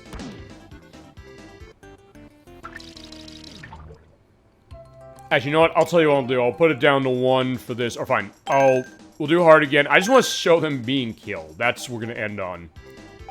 We'll go to 1. We'll keep that. Keep the speed that way. Actually, I think I might have done it high. But yeah, in this case, it also means I have fewer blocks to work with. So if I'm quick, I can kill him.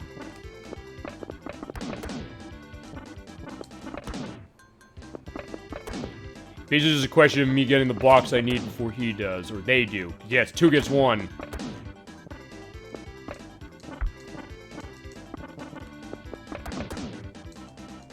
Yeah, I think we got him this time. In that case, it's basically coming right down on the wire that way. Okay.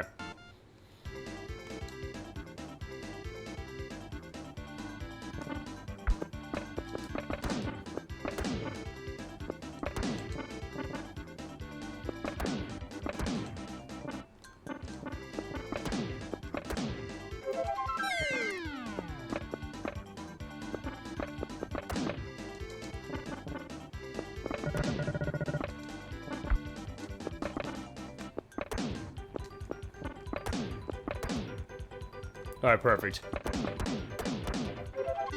Oh no, he took my blocks. Alright, there you go. Case in point, the idea of how he could sometimes take my block.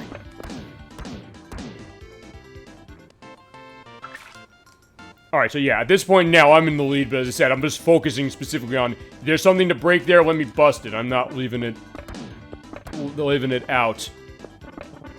Those are just being quick, like, yeah, nothing's getting taken care of, or getting left there. Shit.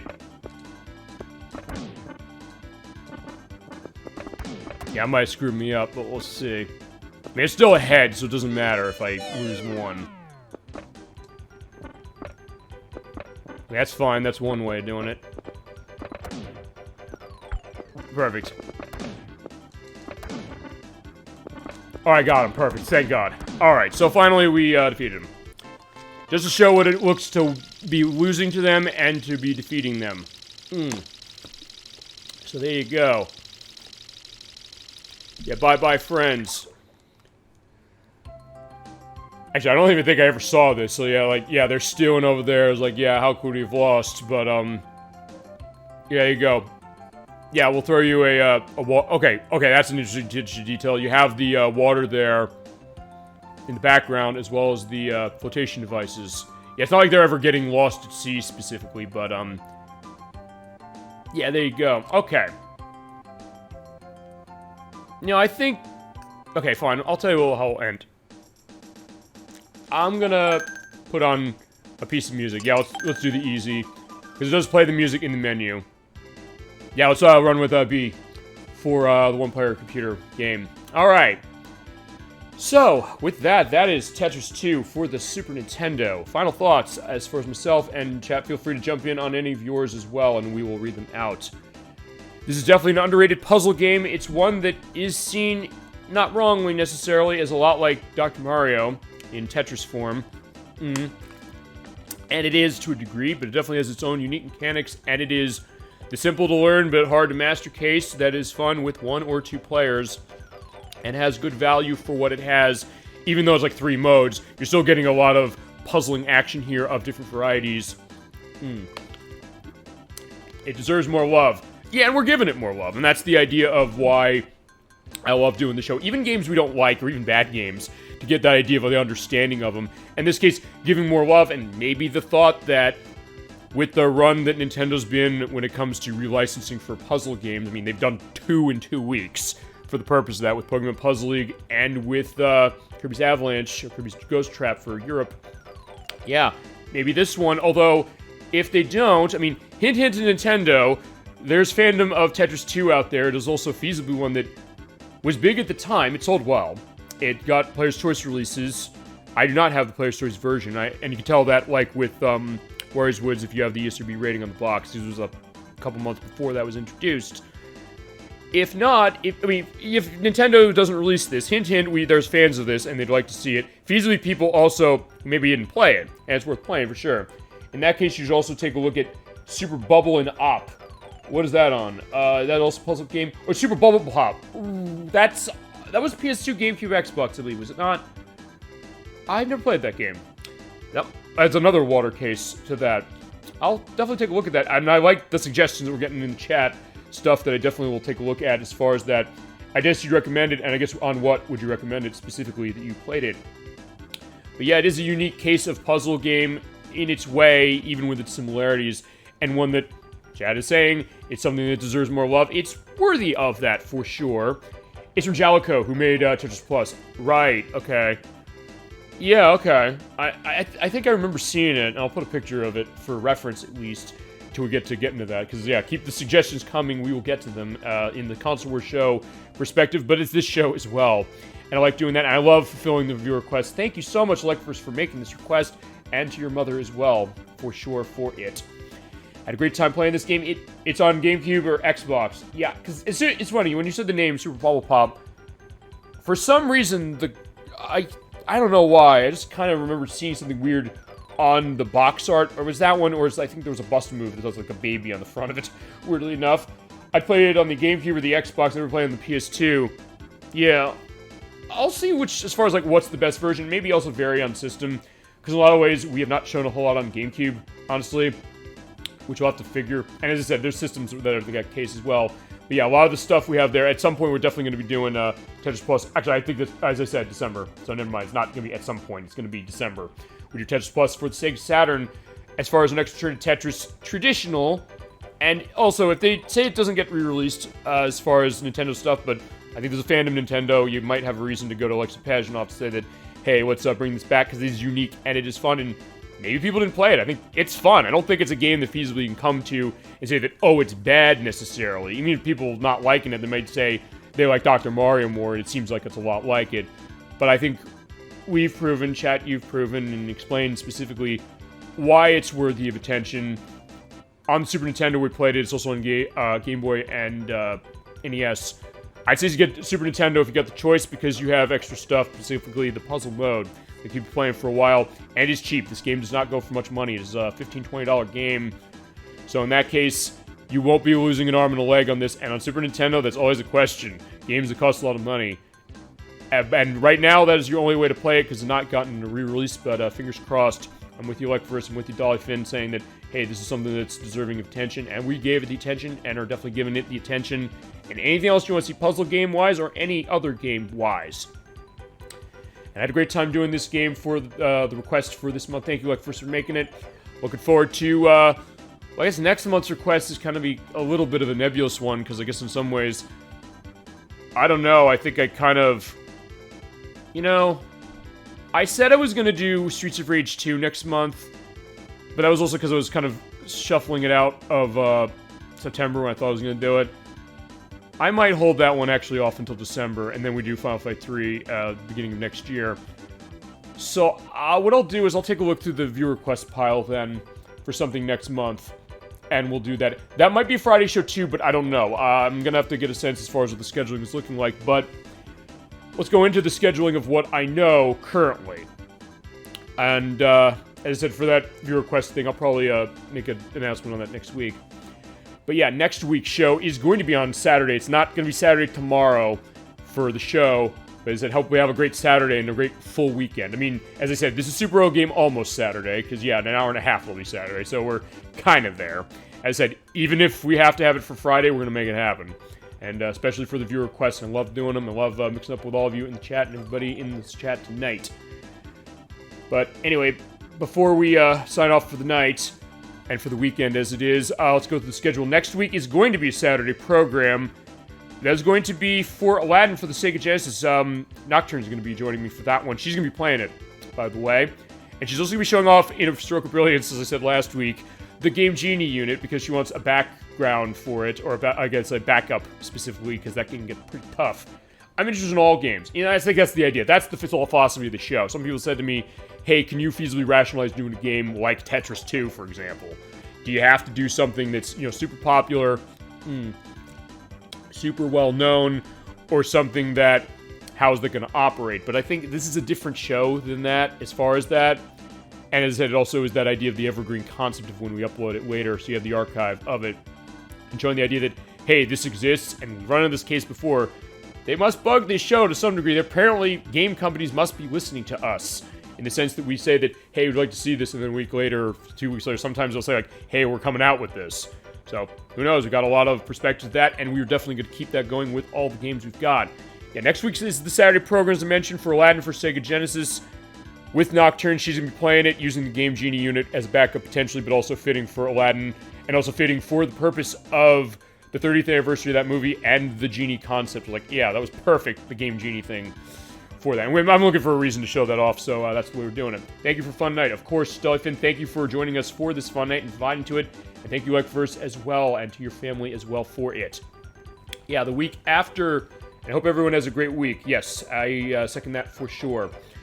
Yeah, after next week, the week after that is going to be the Christiano 64 back for Part 3 of The Legend of Zelda Majora's Mask. He's continuing his part of the game, which is going through the Great Bay section. So yeah, we're going to be going to take care of the pirates in the area, as well as going to the Great Bay Temple. And it's definitely an interesting case. It's an interesting thing where I'm not going to necessarily have to practice super much myself, but I want to get some time stuff. But yeah, he'll be controlling that in 2 weeks. The 2 weeks after that are going to be a question mark, because I have to get with Medic still as far as whether the 13th or the 20th are going to work for him for Parasite Eve's second part, and then I'll see if I can't get an answer either next week or the week after that for it. Actually, I'll have to have it for the week after that. So I'll probably follow up with him later this week just to get a sense of what he's looking like. And then the other week will be something from the viewer request pile. As I said, Tetris Plus will do in December, but we'll definitely get to that. So I'll pick something else, because I realized, unless I count Parasite Eve, that would be the viewer request. And like, well, we started already, so I don't know. So I might pick something else out for the purpose of that. Or I will pick something else. I'll think about what we're going to do. And at the end of August, we have another anniversary case, GoldenEye 007. It is celebrating its 25th anniversary on August 25th. On the 27th, Protorova and I are going to play it. We're going to be alternating off, by the way, to give you a sense of how this is going to work. We're going to be playing alternate stages specifically. So we're going to go through the entirety of the single player, playing through everything as far as stage, like one stage a piece, basically going back and forth, depending on how that goes. And we'll show the multiplayer because, hey, GoldenEye had its claim to fame with its multiplayer on top of, you know, the perspective of its single player, and also getting the James Bond perspective, which I think we need to have going on the show. And then September is the third part of Parasite Eve, which I think is going to be, we're going to need the third part, I'm realizing, for what we're going to do for that game. As well as the fourth part of Majora's Mask. Those are going to be the dates to be determined. And at the end of September, for the last 2 weeks, Nocturne's going to be in for Sonic Mania. We're running the Xbox One version because they have everything unlocked with that. And then the week after that is our next puzzle game. DollyFinn in the chat tonight. Her and I are going to be playing Tetris Attack for the Super Nintendo. And we're going to be loving showing that game off and going through all of our experiences with it. And I'm also going to show off the Game Boy version as a little bit of a bonus, but again, it'll be at the end of the program, as it usually is. We're splitting versions around. Yeah, that's what the schedule's looking like for the next couple of weeks and months. But, yeah, with that, thank you very much for watching Super Old Game Saturday, or almost Saturday as it is. Thank you, ElecVerse, for your requests tonight. Thank you, DollyFinn, for jumping in and adding so much. Thank you, everybody, for adding so much. And, it's a great lineup. Well, thank you, and thank you for adding to that lineup. That's always been the case there, is that, hey, you've wanted to see stuff. DollyFinn, I think you asked for Sonic Mania, which is, that's September's request, as far as is. I had to push that back from August because of the way Nocturne's schedule was looking like.